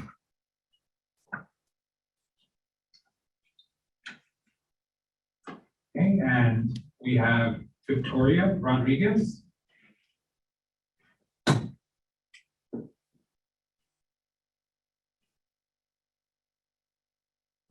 Do we have the technical problem, do you think? Okay. Not in-house, okay. Victoria, are you there? Okay, Adam? And we have name, here's Miguel. Miguel, you want to go ahead and speak? Yes, thank you. Can you hear me? Yes. Okay, thank you. Well, good morning. My name is Miguel Casar. I'm a researcher at UCLA and I'm a professor at Cal State Dominguez Hills. And I also work along many young people that have been impacted by carceral systems. And I think I thank you for making the space and I appreciate you all listening. And I think what comes up for me and what I want to share is that I think today you were all called to step into your power. And I think that it is also a moment for us to collectively step into our responsibility. I think that our inability and our unwillingness to hold institutions like probation in LA County accountable is directly connected to the violation of the rights of young people. The fact that probation in LA County continues to do this work without accountability, as we have piles of testimony, of evidence, of data that points to their inability to support young people, is egregious. I want to add my voice to the voices that have been calling for things to change, and especially within this landscape where we now have a set of organizations that have shown that they can do this work, that it can be done differently, and that there's a commitment from the county to this new vision, and people who are ready, able, and willing to do this work, and to support youth development, to create care-oriented systems, and to stop the punishment and the criminalization of young people. I think we have a commitment to a different set of logics. We have teams of people that include, and many of them are led by young people who have been impacted by these systems, and we're working hard to try to plan for these things. I please ask of you all to step into this responsibility, to commit to accountability, and to go beyond compliance checklists. Places like Barry J. Nydorf are a disaster. They've always been. Young people need to be out of there. And suitability as a baseline is criminal. It's a standard that is way too low, and we need to start holding ourselves to much higher standards and to committing to a different set of values. Thank you all so much. Thank you. Madam Chair, that's it for public comments. Okay, thank you, Adam. And thank you to the board. And any final comments before we adjourn? Actually, we have one more. How did I know that? I felt like when I saw Sean go like this. Right. We have one more, actually. Victoria Rodriguez. All right, Victoria. Hi, good afternoon. I'm calling in as an officer from Central Juvenile Hall, a proud LA County probation officer employee, and I'm calling more than anything to express for the 90% of the officers that are currently at Central Juvenile Hall and Barry J. Nydorf, who are anything but the unfortunate description that we have been given over the last few years. In the last even 2 years that I can say, we have seen a significant change in not only the operations, the expectations within compliance, and our officers have transitioned into making the positive changes that are expected of us. Now, this is not to segue from, lack of staffing or anything that was described. This is genuinely to describe the heart that 90% of officers come into this work environment and give the youth that we service. I don't think anybody comes into work and not give it their all. We provide services that are genuine transitions for the youth that they're going to learn in the community that we too live in. So we understand that the knowledge that we're giving, the services that we personally provide, and it's service with one-on-one services, the interaction, the habitual trainings that we do with them, it's live day-to-day services that we are giving them. And most of these kids, when they leave, the first words out of their mouth is, how do I apply here? How do I become one of you? And it's unfortunate that all the others that are expressing their discontent or their, experiences when they were here 15, 20 years ago, the laws have changed, so have the officers. And given the opportunity, I think that our officers are going to have even a bigger heart coming in here, being given a chance, not just by the community, by the members of the board. Give us an opportunity to truly give you guys the expectations that we have and that we know that the department can support us with, as well as the administrators who have done a hell of a job being in compliance within the means that we have. Madam Chair, I had called for Nancy Waters earlier and she has joined. Okay. Nancy, go ahead. Hello, sorry about that. Nancy Juarez, Center on Juvenile and Criminal Justice. I want to talk about LA County and juvenile halls. It's the BSCC's responsibility to establish minimum standards and to ensure that facilities are in compliance with these standards. Instead, what we're hearing is that we must wait for the BSCC to fulfill their duties. Let's be clear, youth pay the heavy cost of non-compliance. They are suffering under these conditions.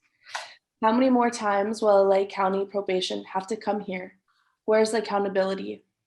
Last BSCC board meeting, we found out that a youth was placed in room confinement for 11 days for a false positive COVID test with no programming or rec time. That goes to show that there's so much that BSCC inspections are missing. Are you all talking to probation commissioners? Are you talking to attorneys representing youth? Are you speaking to youth themselves, to CBOs, to anyone other than probation? Is the BSCC aware that youth aren't being granted confidential calls with their attorneys, that they're being weighed with shackles, that they have no educational programming, no access to clean laundry, and that visits have been sporadically shut down? Moreover, the Central Hall is unfit to, we agree that while Central Hall is unfit to house youth, this is not how a shutdown should have happened. Probation staff had a day's notice for this move. Families and youth were not notified. Parents were showing up for visits, not knowing their kids were relocated, and the list goes on. This move has caused even more trauma on top of the non-compliance issues they faced. As a colleague Melinda said, this is month 15 of LA trying to be in full compliance, and this is month 15 of them failing. We don't give this many chances to young people, so it's unclear why we're giving this many chances to $1 million institution. Thank you. That's it for public comment, Madam Chair. And for all written public comments, they have been shared with all the board members. And thank you. All right, thank you. I think we're ready to adjourn. Next meeting, June 9th. Oh, sorry, Linda. My Sorry. cousin, she just got it. Anyway, thank you all for your time and patience today. Meeting adjourned.